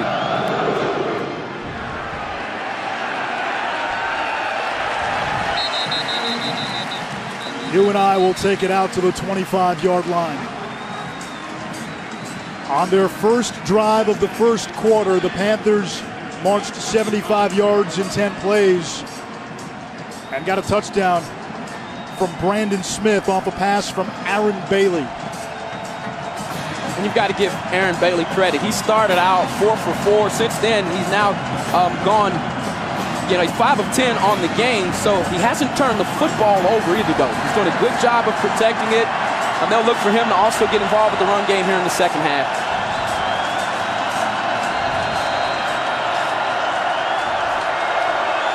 DeAndre Hall, the Conference Defensive Player of the Year, in at wide receiver. Bailey pumps, and he's sacked. Nate Tangway. The pendulum is swung. Yeah, and the roof is about to come off this building because these fans are charged. The emotion and the energy that's coming right now from this Bison team's got everybody off their seats, and people are excited. Big play there from the defensive line, a simple 4-man rush. No needed for added pressure, and they get home base to Bailey. Smith up the middle. No gain.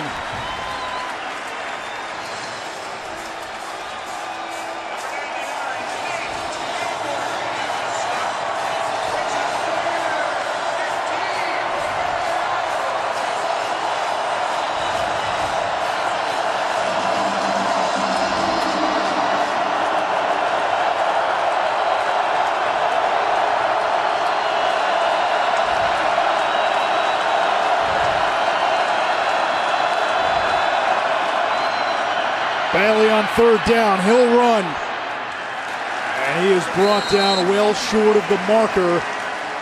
So a kick return touchdown by North Dakota State. And then Northern Iowa goes 3 and out. And you see it there. That shows how uncomfortable this Panther team is in 3rd and long situations. They decide to go with the quarterback draw, put the ball in the hands of Bailey. And this North Dakota defense, though, came out on fire. A 3 and out for them. Fair catch signal by C.J. Smith makes it inside the 30-yard line. It's already been an exciting opening minute and change here in the 3rd.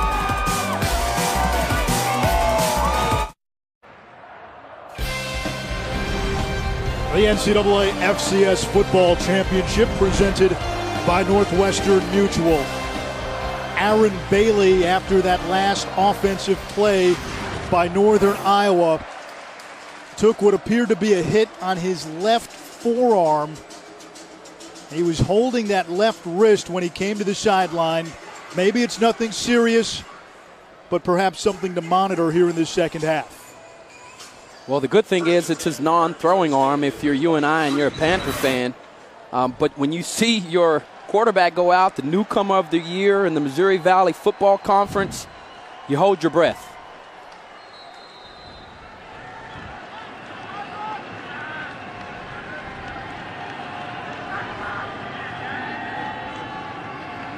Bruce Anderson in motion. Easton Stick will keep it straight up the gut and tackled by Brett McMakin, the first-team all-conference linebacker. Easton Stick, the redshirt freshman from Omaha, 6-0 as a starter since replacing the injured Carson Wentz. The Bison today getting more yards on special teams than on offense. Anderson again in motion off the high snap. Stick again, straight up the middle, brought down by Schultz. We didn't see much of this in the first half from the Bison. What they're trying to do, I think it's a very smart move. They're trying to move Anderson across the field, open up some creases in running lanes by holding the opposite side of that defense. And you've seen it here in the first 2 plays in this possession. Easton doing a good job of getting inside off of those zone read plays. But this is a new wrinkle that we didn't see in the first half from the Bison. Chris Kleiman told us North Dakota State needs to be in 3rd and 4, 3rd and short. There were too many 3rd and 8s and 3rd and 9s in the first 30 minutes.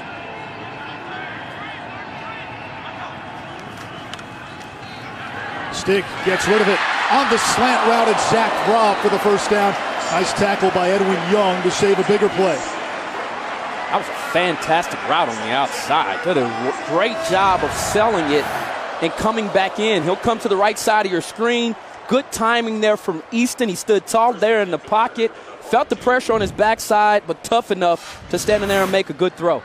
And Fra is tough. A sixth-year senior playing with metal plates in both collarbones. He's the only player on this Bison roster who knows what it's like to lose a playoff game. Darius Shepard around the edge, got a block. And a first down and more to the 41 of UNI.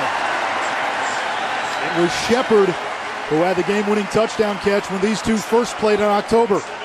You can see they've certainly got some talent here. Another redshirt freshman here, Shepard, doing a good job getting outside, making things happen. You'll see it here on the replay.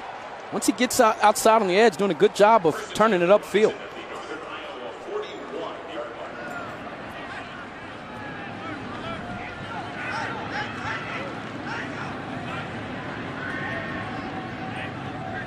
There's Anderson in motion again. Stick will keep it. Open receiver across the middle.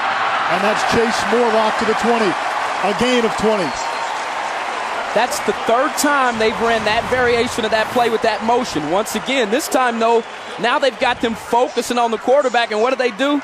They slide a guy right into the seam. Morlock doing a good job of finding open space. Easton, once again, good timing on that play. From coming out of the play fake to getting the ball downfield, this young man is maturing as a passer. Anderson has been a perfect decoy on this drive for the Bison. Lance Dunn into the game at tailback. Dunn gets the call. Another Florida kid, he's inside the 20-yard line. Sorry, Dunn, an Iowa kid. It's Anderson, the Florida kid.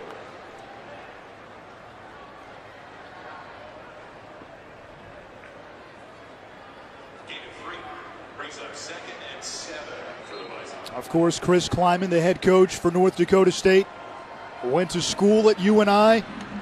He was on Mark Farley's staff. Those two know each other very well. And Chris Kleiman told us this is the toughest game for him emotionally. And then from what it takes on the field, high snap, Stick having trouble with it, able to recover it. Actually, that was Chase Morlock who fell on it. And the Wildcats, so now 3rd and long coming up for the Bison. Oh, that just hurts. That's like stumping your toe next to the bed. I mean, really, this is one of those plays they're trying to get creative, use a very similar set and motion that they've used to get down the field, the snap a tad bit too high, and now you're looking at a situation where you're in 3rd and long after you did do some work on first down. Not the ideal situation here.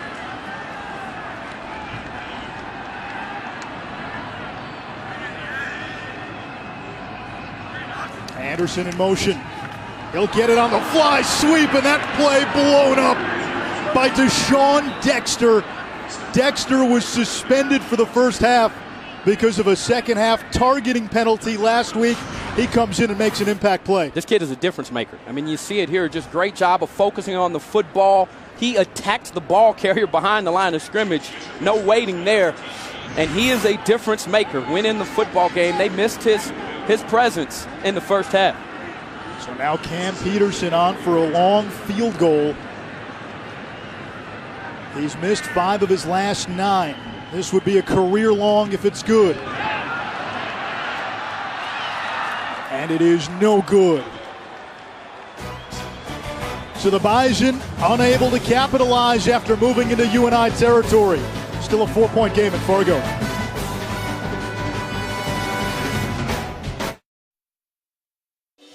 The 2015 NCAA FCS Football Championship, brought to you by Wendy's.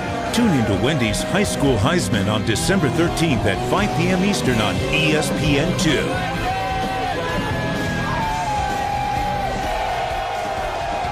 Raucous Fargo, North Dakota State.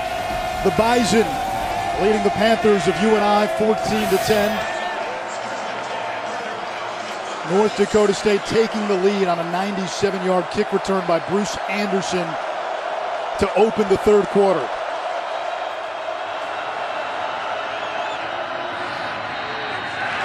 Tyvis Smith tripped up by Pierre G. Tucker after a short gain.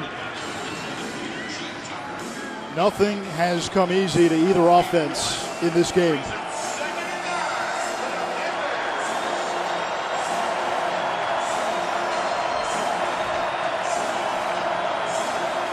Winner on to the semifinals to take on Richmond next week.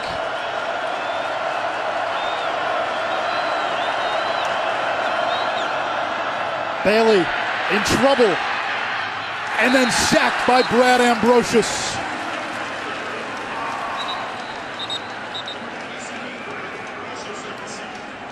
And now Bailey pointing at something as he's talking to one of the officials.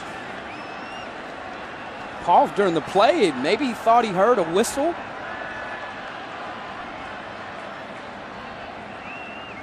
Marvell July is our head referee. He's in the white hat.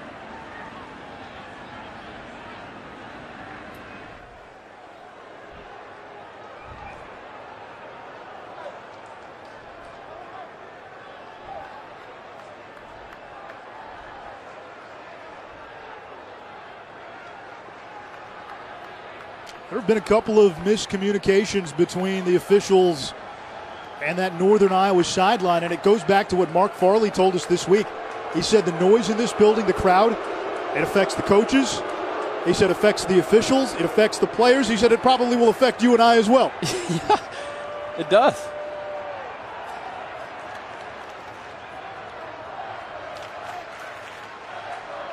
Let's see if we can get a clarification exactly what happened.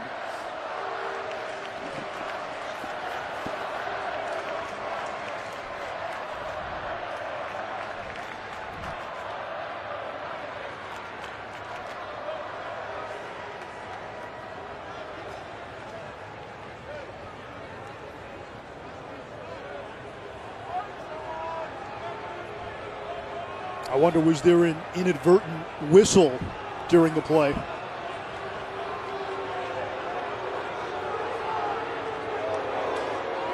Now, Chris Kleiman is not happy with whatever the ruling here is going to be. I can understand why, because this could negate a big play for this North Dakota State defense.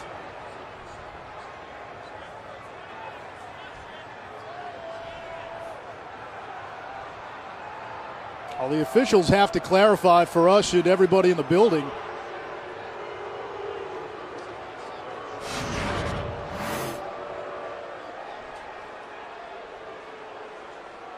All right, here's our first look at the play.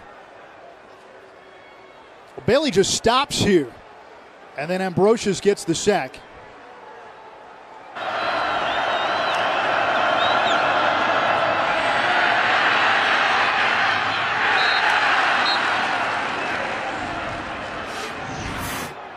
What a bizarre play. I mean, I'm not sure I heard a whistle. If one was blown, maybe drowned out by the noise. The ball right now is spotted at what was the original line of scrimmage. There was a whistle in the stands that had some players stop and some continue. We're going to replay second down. Wow. Let's see if we can hear it.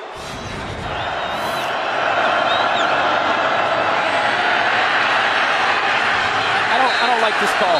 I don't like this call, and let me tell you why. First and foremost, they said some players.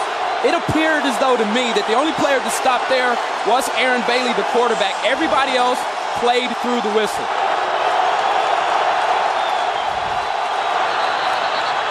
And now a litany of flags. So the crowd's response was just get louder. Oh, and it worked.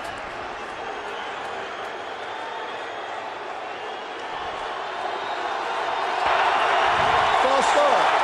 Office number 69. 5-yard penalty. Still second down.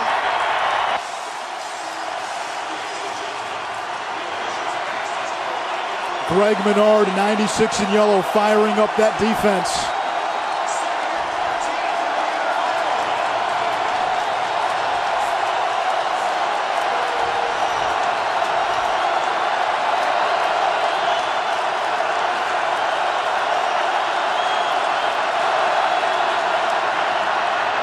Bailey will check down to Smith. Tyvis Smith broke one tackle, and he gets back to the original line of scrimmage. MJ Stump with the stop. Well, that do-over, in essence, just got 19,000 plus in this building fired up, and they've gotten louder on every successive play. This is a rowdy bunch of fans. I love it.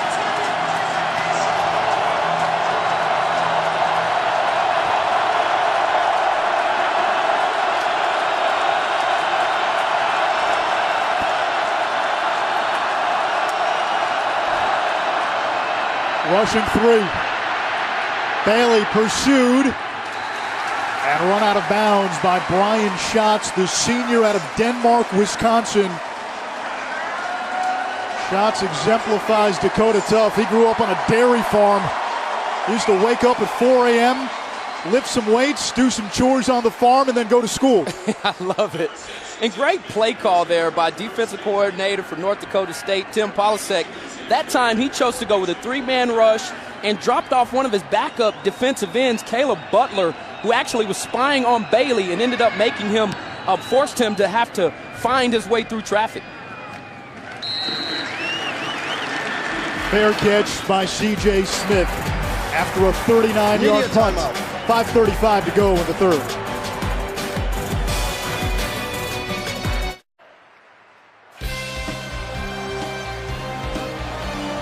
It's the quarterfinals of the FCS playoffs. The championship game will be in Frisco next month. Jacksonville State and Richmond won yesterday. They're into the semis. Sam Houston State leading Colgate 34-14. You can watch that game on ESPN3 and with the Watch ESPN app. Sam Houston State, an unseeded team, looking to get back to the semis for a second consecutive season. Last year, their season ended in this very building.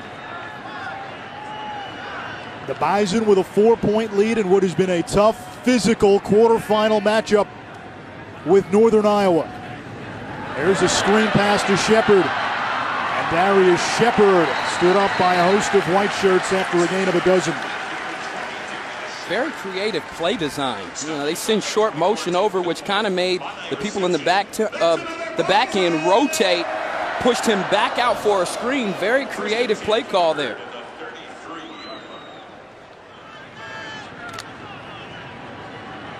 Easton Stick, 9 out of 12, 87 yards, no TDs, no picks.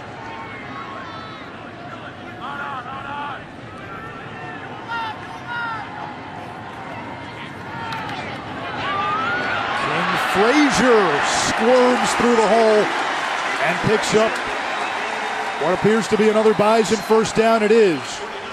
Yeah, and talking to offensive coordinator Matt Entz, he said about mid-season, they had to redefine the running back position. They were not getting the production that they needed. And today you've seen the senior Frazier do a good job, do a good job of leading this bunch. There are a lot of young, talented backs for the Bison in the backfield. But as they continue to run like that and he continues to set that type of example to follow, they're going to be in good shape.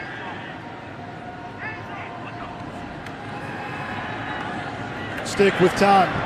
Taking a shot downfield. We've got a flag on the play. DeAndre Hall caught it. No signal from the officials if he was in bounds. And now the side judge conferring. Hall's got 6 picks this season, 13 for his career.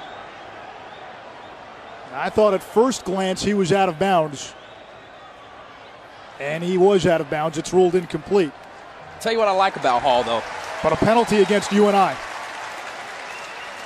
Tell you what I like about Hall is he's got tremendous range as a middle-of-the-field safety and does a good job of finding the football. Holding, defense number 27 of an eligible receiver downfield, 10-yard penalty, and an automatic first down. Yeah, we're going to watch number 27, Edwin Young. They get a nice little double move. He commits. Yeah, that contact right there and that left hand grabbing the top of that jersey, he was in good position. Not sure if he had the hold there. He had already played the double move pretty decently.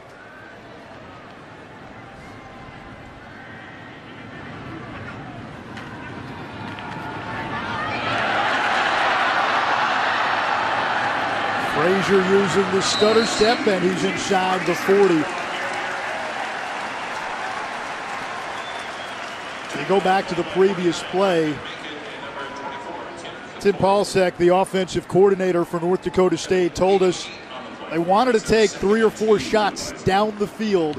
They've got to be careful, though, against what might be the best secondary in all the FCS. Yeah, and you're going to have to do that by trying to dupe these guys, suck them into the line of scrimmage, and that comes by doing play action. We've seen them today have success on play action pass. There's Anderson out of the I formation. A freshman from Florida who has the biggest play in this game picks up a first down. FCS quarterfinals here in Fargo, North Dakota with Ahmad Brooks and Ish Schroff. UNI led 10-7 at the half. The Bison ran the opening kickback of the third quarter to go up 14-10. The winner will play Richmond in the semifinals next weekend.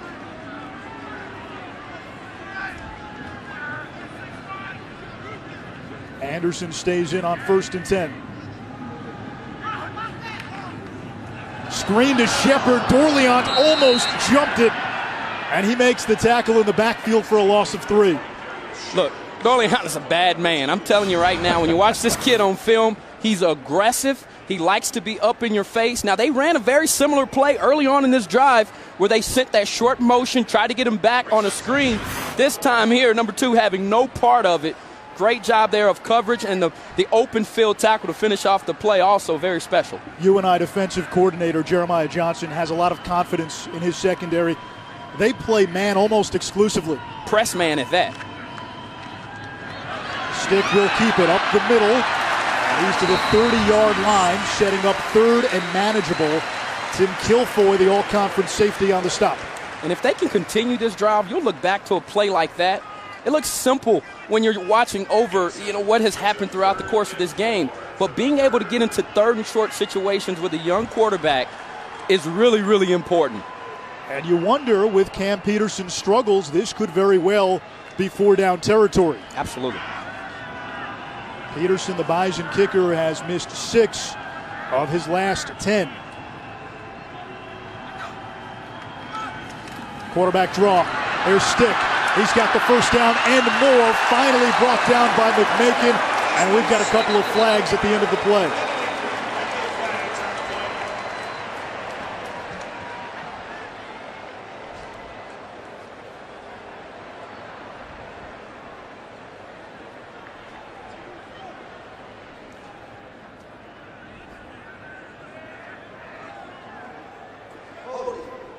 Number 88, 10-yard penalty, replay, 3rd down. That's the tight end, Luke Albers, the senior fisheries and wildlife management major. He was trying to block number 2, Mackinton Dorleant, the cornerback. And you'll watch it here, number 88. Watch him pull and tug there. If you're going to hold, you're taught, get inside where the officials can't see that. But when you see that jersey separated from a player, you know it's holding. And more than not, officials are going to call that holding. 3rd and 9. We saw Peterson already miss from 54. Ball right now at the 35, so you're looking at 52, 53 yards from here. They'll set up the screen. It's batted down by Preston Woods. And now a decision for Chris Kleiman. 4th down and 9. Do you take another chance with the kicker? Do you play field position with Ben Lecomte? Do you go for it? Now they've got the punter in there, Lecomte. Maybe even try a fake here. This is fake territory. What concerns me, though, is the distance. 9 yards to go. They've got to get to the 26.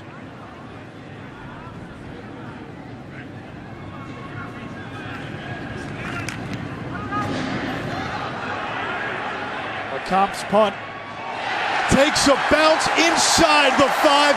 He does it again.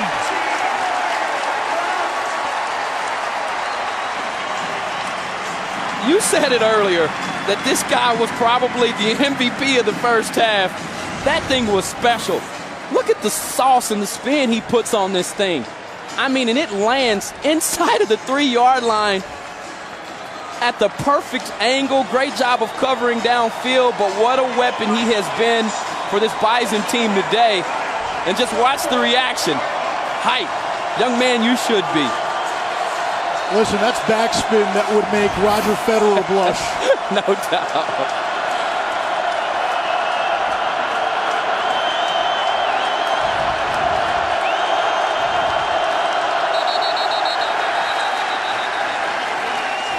Crowd noise. False start. Offense number 32. The penalty reinforced half the distance of the goal. Still first down. What an advantage. And this defense, when you play in front of your home crowd, you know they're going to be loud to try to distract the offense, but there aren't a lot of times where a crowd has this much effect on the course of a ball game. They've had it here today. Bailey will keep it. Just gets out of the end zone. Robbie Grimsley, the true freshman, with the tackle, third down. Yeah, now this was a good decision here because if he hands this thing off here, it looks like he'd have gotten blown up in the backfield and tackle for a safety. But this is a dangerous area when you're backed up against your end zone. Second down, pardon me, after the false start penalty. Final minute of the third.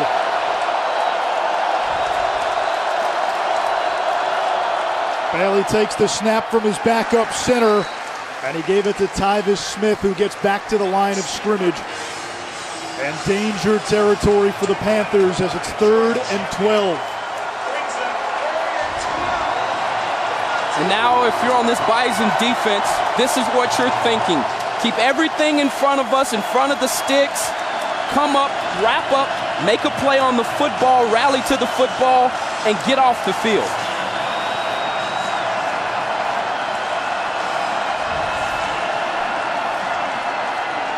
We'll go to the 4th here at the Fargo Dome. They put up 4 fingers for the 4th quarter. A reminder it's a 60-minute game. The Bison up by 4. The 4-time defending champs. 1 quarter away from the semifinals.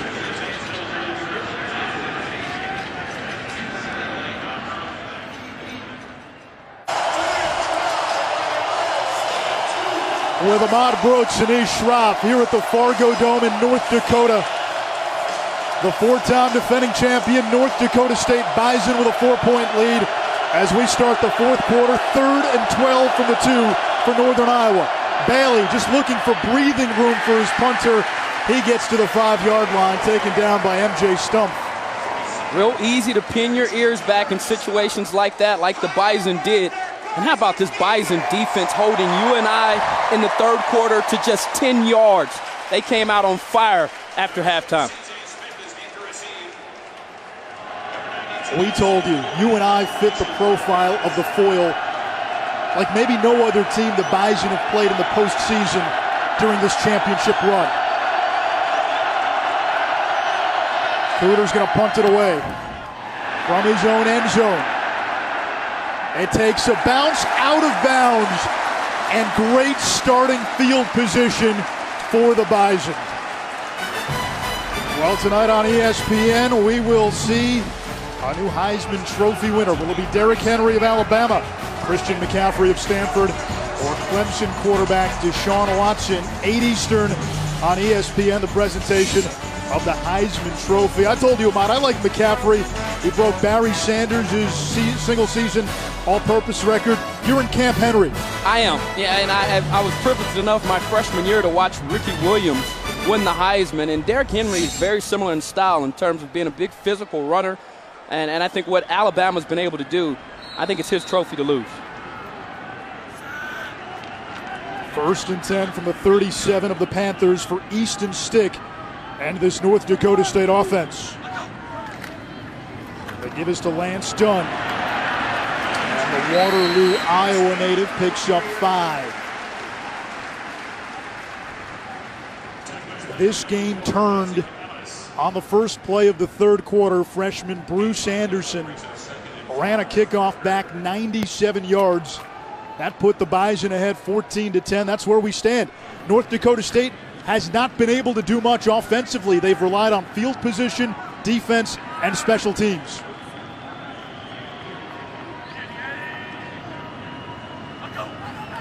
High snap, Stick, options to Dunn. And he is dropped by Jared Farley, who's had a terrific game for UNI. Yeah, this kid as a sophomore is showing that the moment is just not too big. Fights off a block, and what I've noticed, he does a great job of running to the football and taking appropriate angles.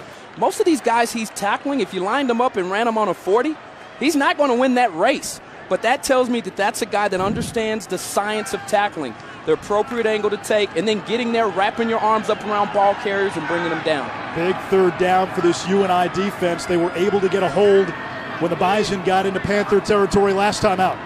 Off play action. Stick looking for room. There is no room. Drop for a loss. It's Farley again, and it's fourth down. What a job by this Panthers defense given the short field. Yep, and they brought the pressure. And Morlock, the running back, was actually open, but he couldn't find him. You know, you've got five-man rush, and they were able to get home, drag the quarterback down. And what a defensive effort there for the Panthers. And now you've got a 52-yard field goal attempt coming from Cam Peterson. He's missed 6 of his last 10. 1 for 3 last week, 0 for 1 today. This would be a career long. No good.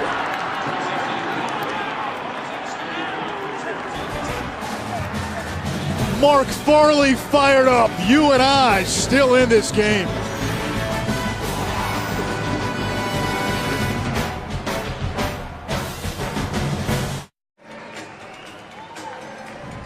Cam Peterson now 1 for 5 on field goals this postseason. In his defense, the 2 misses today have been from 50-plus. This was close, but just went wide at the last second.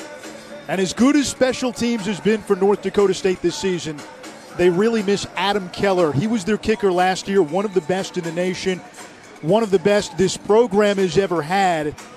And a guy like Keller was old, reliable. Peterson is still a freshman. He's a walk-on. These are pressure kicks. But the other 2 areas of the special teams game, the punting and the kick return game, has been dynamite. Exceptional.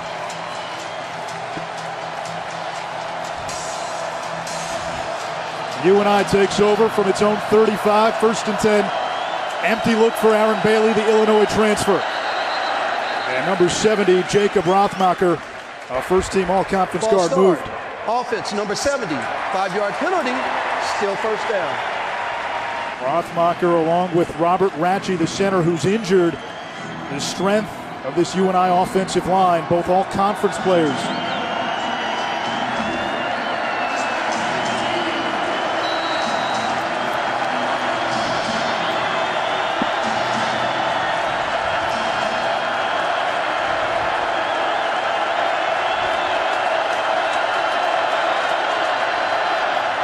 Bailey will keep it, and he is dropped by Ambrosius, who's made some big plays in this second half. Bailey came into this game averaging over 5 yards a carry. This North Dakota State defense has held him to right under 3 yards a carry. And they've done it with good tackling. You haven't seen him break a lot of tackles, and when you watch him on film, he's a physical runner. And he hasn't been able to do it today. The Bison, sure tackling group.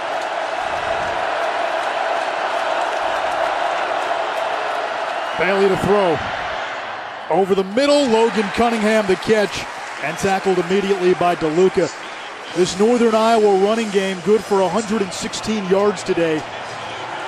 But in the last 4 games, they were averaging about 370. Neither team has cracked 170 yards of total offense. It's been that kind of game.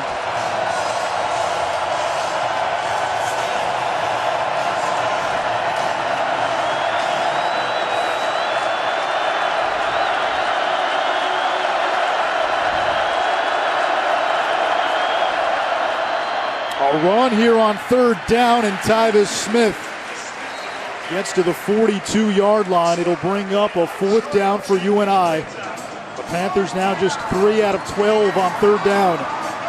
And that play call is an indication to me that this coaching staff for NIU does not have the confidence in Bailey. You go back, he was 4-4 on the first drive. He's only completed 3 passes since that first drive. And so now you're wondering, has the kid lost his confidence to be able to throw the football in crucial and critical situations? Here's the punt from Cooter. Smith chased back to the 10, where he makes the fair catch. Farley may not have confidence in Bailey and his offense, but he does have confidence in his defense.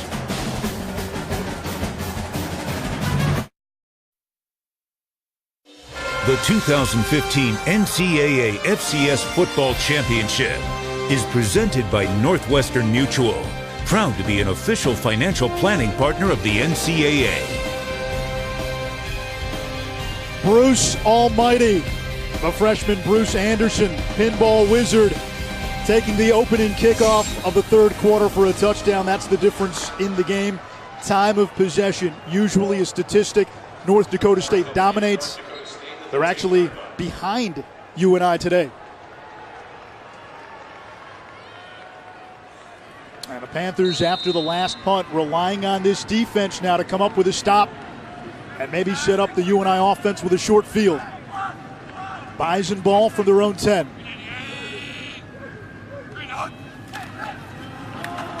King Frazier up the middle, turned back at the 15, a gain of 5. Earlier in the week, this offensive staff for the Bison made a point to say, we have to do work on first and second down and to give our young quarterback manageable situations on third down. And here you see it with good first down yardage, which sets them up with the plays they like to run on second down.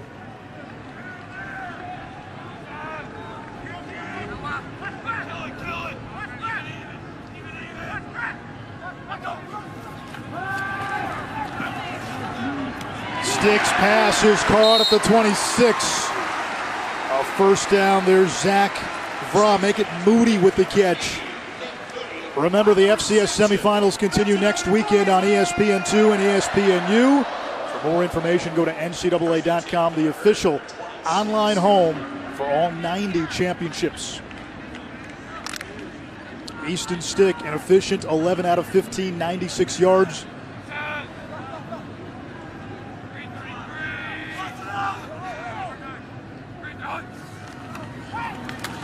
This is done, and he plunges ahead for a gain of a yard. That time there, the offensive lineman, number 59, Joe Haig, just completely flattened one of the defenders there for the Panthers. He's a bad man. He's first team, all-conference talent, and many believe that this young man is an NFL talent and that he's ready for the next level. Great story, came in, gained a bunch of weight as he redshirted, and been a staple on this offensive line. About 70 pounds. Which is amazing.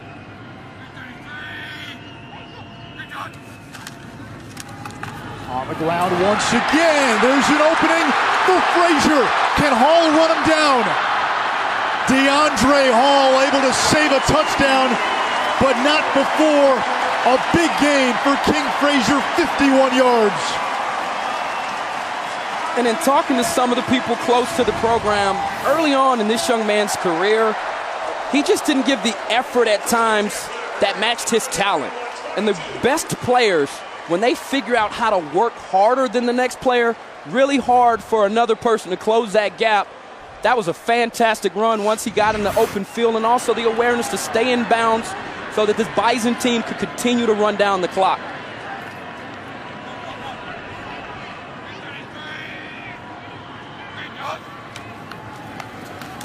This is Shepard on the fly sweep, and he's to the 20-yard line. King Frazier was a young man who began his career at Nebraska, and the Bison normally don't take a ton of junior college or FBS transfers, but Chris Kleiman knew him. He had recruited him for 3 years in high school, and it didn't quite work out in Lincoln, so Frazier made the move to North Dakota State. He backed up a terrific running back in John Crockett last year, and he's gotten the majority of the carries in what has been a rotation at running back in 2015.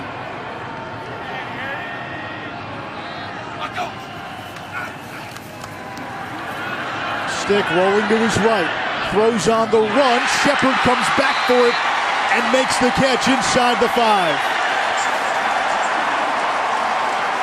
Great athleticism on the part of Easton Stick. Gets the ball downfield. They may look at that one. see here a better angle from our camera crew. It's like he's got his hands under that one. That's going to be hard to overturn.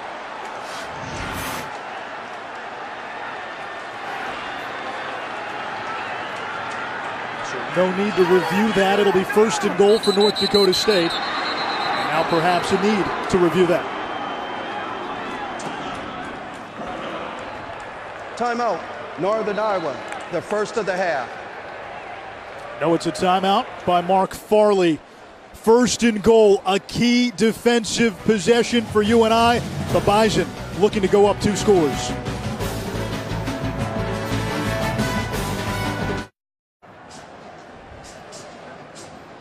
North Dakota State up 14-10. Their offense has managed just 1 touchdown today, but the Bison threatening.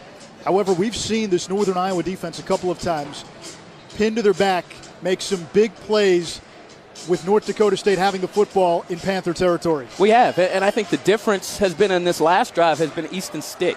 He's made some plays with his feet. He's also had a big throw downfield that got them within striking distance. And the question mark was, what would this team do without Carson Wentz, who I believe is one of the best 2-minute quarterbacks and 4th quarter players in all of the country. Easton Stick doing a good job himself.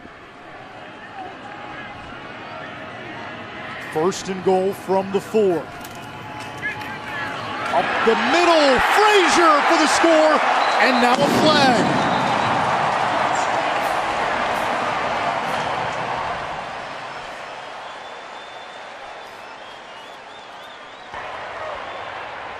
There's no foul on the play. The ruling on the field is a touchdown.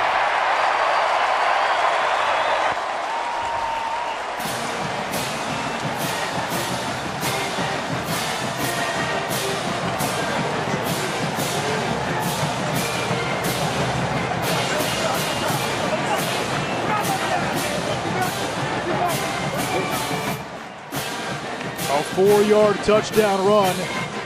And the Bison can make it an 11-point lead with the Peterson point after.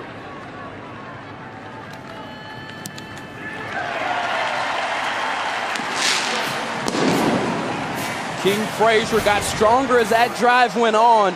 Ended up punching it in on this particular play. Great job there of navigating through traffic. Even took a shot at the end of this play, held on to the football. King Frazier got strong on that particular drive. He and Easton Stick made the plays when his team needed them the most, and that's why you see the Bison here with an 11-point lead. We told you what this program has accomplished, 4 consecutive FCS titles. The only other college football team to win 4 straight titles, Augustana, a Division III team, did it in the 80s. No college football team ever has won 5 in a row. They've done it with 2 different quarterbacks. If Easton Stick is the guy to shepherd the Bison to another title, it would be 5 titles with 3 different quarterbacks, 2 different coaches. We throw dynasty around in sports a lot. This is a true dynasty. There is success, and that's followed by actual succession, actual change, and yet the product, the standard, has not dipped one bit. They recruit winners, and that shows up. Despite having a young defense, despite not having all the things go your way throughout the course of the season, they're here and they're fighting in the quarterfinals. No chance for Charles Brown. Special teams has come up big over and over again for the Bison.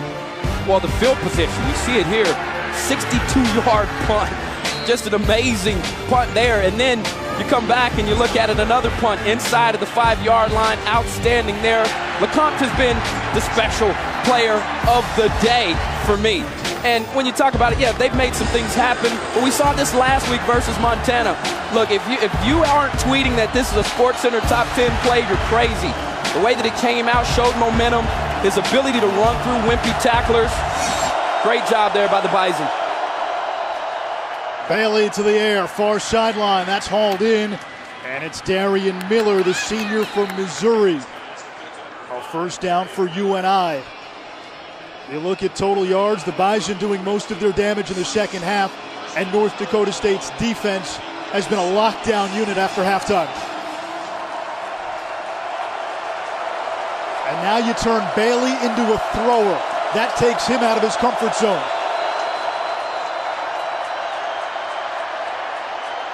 Downfield. Doris Fountain comes back to the football, makes the catch at the 30-yard line, a gain of 33. Wow. Great job of keeping the play alive there from Bailey, and he picks on the outstanding young freshman safety, Robbie Grimsley. They like this kid. They're high on him. Loses sight of the football. Great job there of Fountain to work for his quarterback. When he gets outside of the pocket like that, that's a nightmare for defensive backs to be able to cover downfield. The fake to Smith. Bailey in trouble. Rolling to his right. And tackled by G. Tucker, but a flag comes in. That might have been a horse collar. I think you're right, Anish. Bailey coming up a little gimpy. It's a very dangerous play that I'm glad they took out of football. You watch Bailey, and at first glance, he doesn't seem that fast, but we've seen him in this postseason. Personal foul. Defense, number 47. Face mask, half the distance to the goal, and an automatic first down. That's on Pierre G. Tucker. It was a face mask. Take another look. Wow, he got a little bit of the face mask and horse collar there. Very dangerous play. Well, now an opportunity for UNI. 1st and 10 at the 12. Down by 11.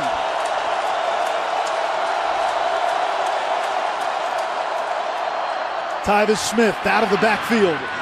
And Smith stumbles inside the 10 to the 9 for a gain of 3. The Panthers with 2 timeouts. The Bison have all 3.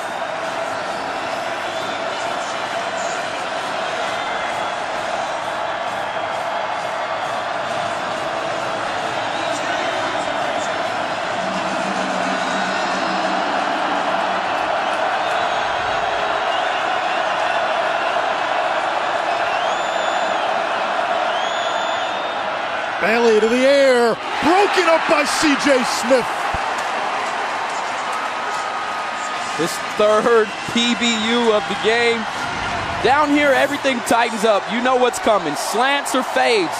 This time here, doing a good job of taking the appropriate angle, gets both hands on the football. C.J. Smith covering like a madman here today in the Fargo Dome. 4 down territory. Is a run on the table here? I think it is.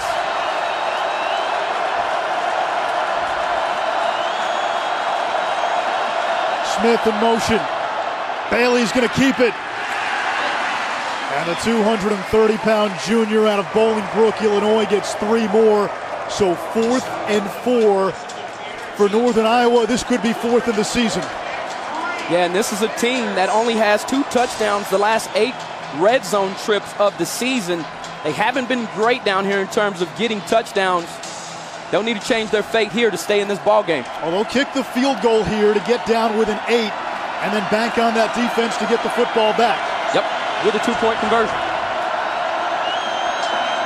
A 23-yarder coming from Schmatke. The kick is up and true.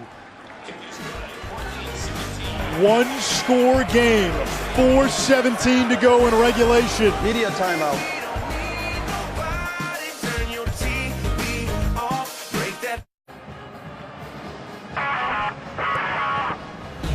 Sports Center tonight after 30 for 30. 4 Falls of Buffalo. Jay Harris and Kevin Connors will recap the Heisman Trophy presentation. Both highlights from Army, Navy, college hoops, the NBA, and the NHL.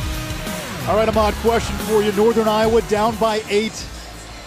They've got 2 timeouts left. Do you think about an onside kick here, or do you trust your defense? You think about it, but I think with the way that this Bison offense has struggled, they've only scored 14 points here, and you really controlled them in the first half. I think you put it in the hands of your defense to make a play and to get the football back.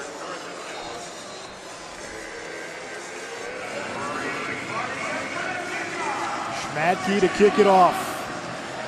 Let's see what Mark Farley has dialed up. Great position. It's going to be, It is an onside kick. Hall goes up and gets it. Did he go 10 yards? He did not. Wow. Or he was out of bounds. Crafty play there. I think he went 10 yards. Went he was 10. out of bounds. Kick out of bounds. Kicking team. Penalty being enforced 5 yards from the out of bounds spot. First down, North Dakota State. All right, so there you go. North Dakota State will get it. Take another look. Very crafty play and excellent touch there by the kicker to even put. I mean, he kicked the football like a soccer ball there. It was outstanding. Yeah, he just didn't get it inbounds. Yeah. Yeah. First and 10 for the Bison at the Northern Iowa 44. So the kickoff goes OB, the Bison with the football in UNI territory. King Frazier in the backfield. 8-point lead for North Dakota State. Frazier up the middle. And we check in with Chris Cotter in the studio. All right, Anish, just a reminder, coming up next here on ESPN, we got a college basketball doubleheader. We're going to start with Kentucky and Arizona State. Tyler Ulis, point guard for Kentucky, off to a great start. Just a reminder, too, it looks like Sam Houston State's going to punch their tickets to the semifinals with the win over Colgate. Guys? All right, thank you, Chris. Sam Houston State looking to get to the semis as an unseeded team for the second straight year. The Bison are going to eat up clock here. Play clock down to 8. 2 tight ends and a fullback. Morlock spins off his lineman. And he's to the 40-yard line. 3rd down. And UNI will use its second timeout with 3:28 to go. Northern Iowa, the second of the half. A big 3rd down coming up in Fargo when we come back.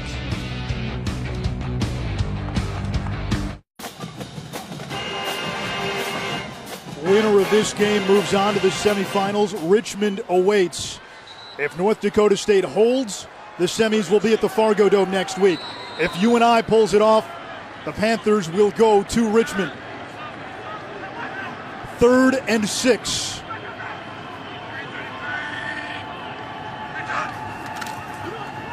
Play action, stick in trouble. Shovel pass to Morlock. And Morlock taken down at the 36-yard line. That was some improvisation, but it'll still bring up a 4th down. What a great play. Recognizing the blitz, they brought the pressure there.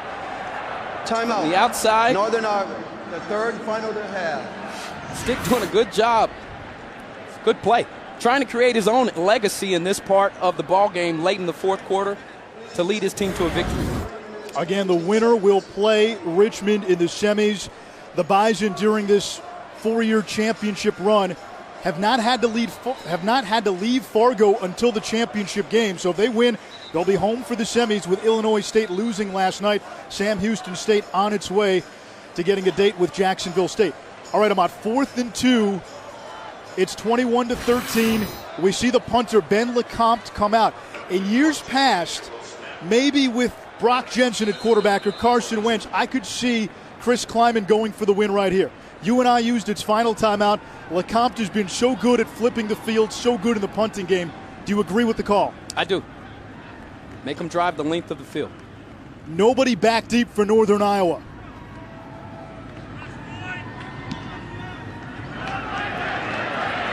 LeCompte's kick. It's going to be picked up by a Panther player. Risky move inside the 5 by DeAndre Hall, but UNI will retain possession. They're out of timeouts, and they've got 3:02 left in regulation. They need 8 points. We figured this thing would come down to the 4th quarter. And just another fine special teams play for the Bison. Once again, pinning this offense. Wow, that's just great balance, great control there. Fantastic play on the part of the special teams players for North Dakota State. Oh, here we go. Ball spotted at the 7. Northern Iowa with its season on the line.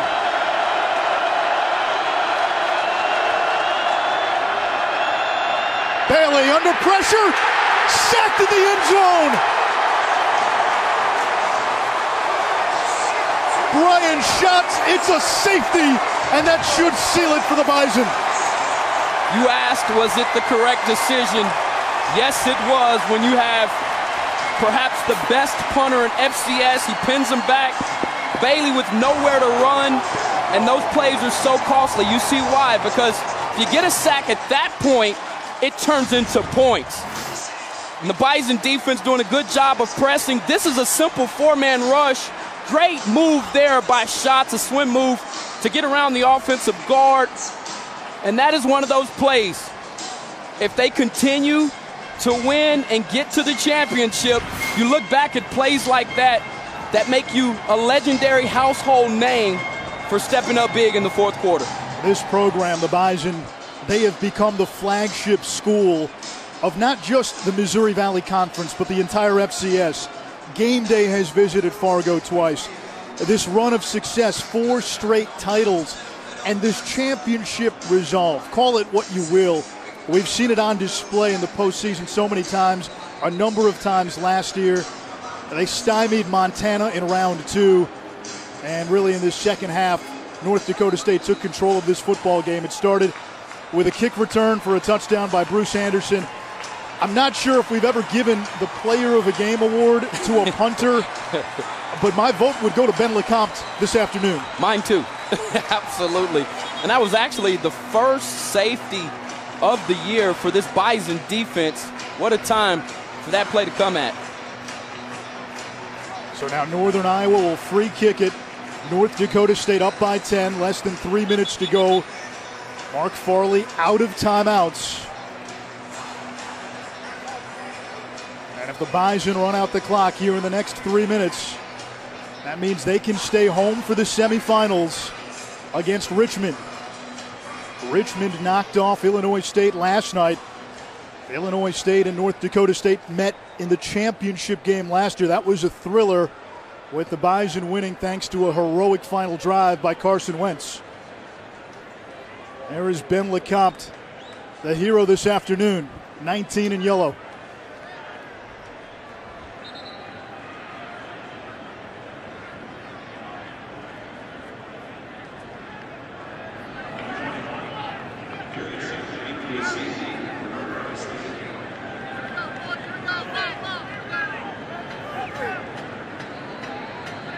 UNI is going to have to try another onside kick. Darius Shepard at the UNI 47-yard line. So the Bison say, go ahead, kick it over our heads if you dare.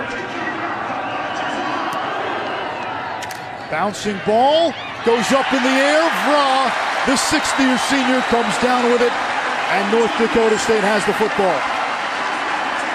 The most exciting unit is the hands team, and you've got to have a player there that can secure the catch, handle the pressure, and know he's probably going to take a shot.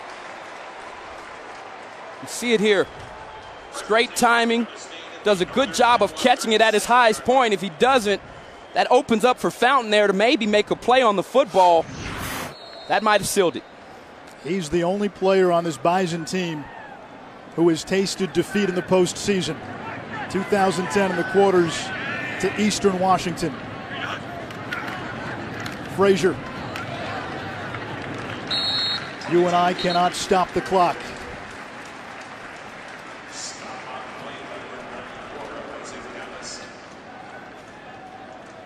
Northern Iowa started the season 2-4, then went on a 7-game run to get to the postseason. Big win in round 1 against Eastern Illinois, knocked off Portland State on the road in round 2. But their season appears to be coming to an end here at the Fargo Dome. A valiant effort nonetheless by the Panthers.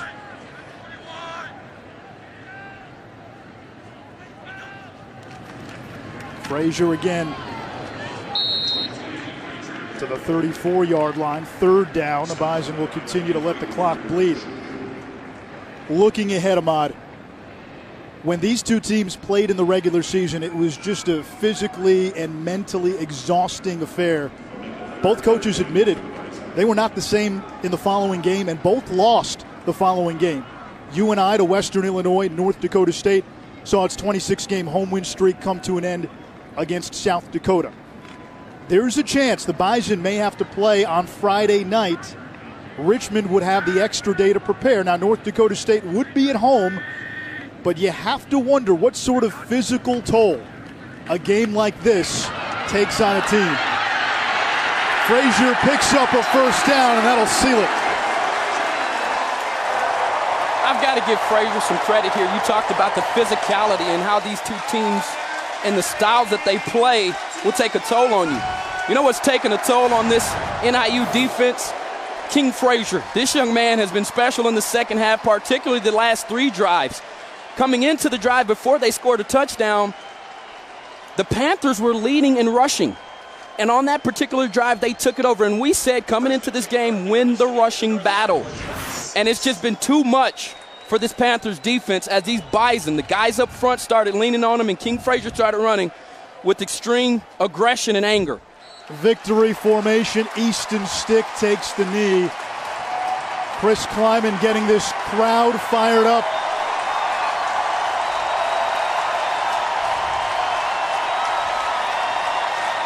What an environment.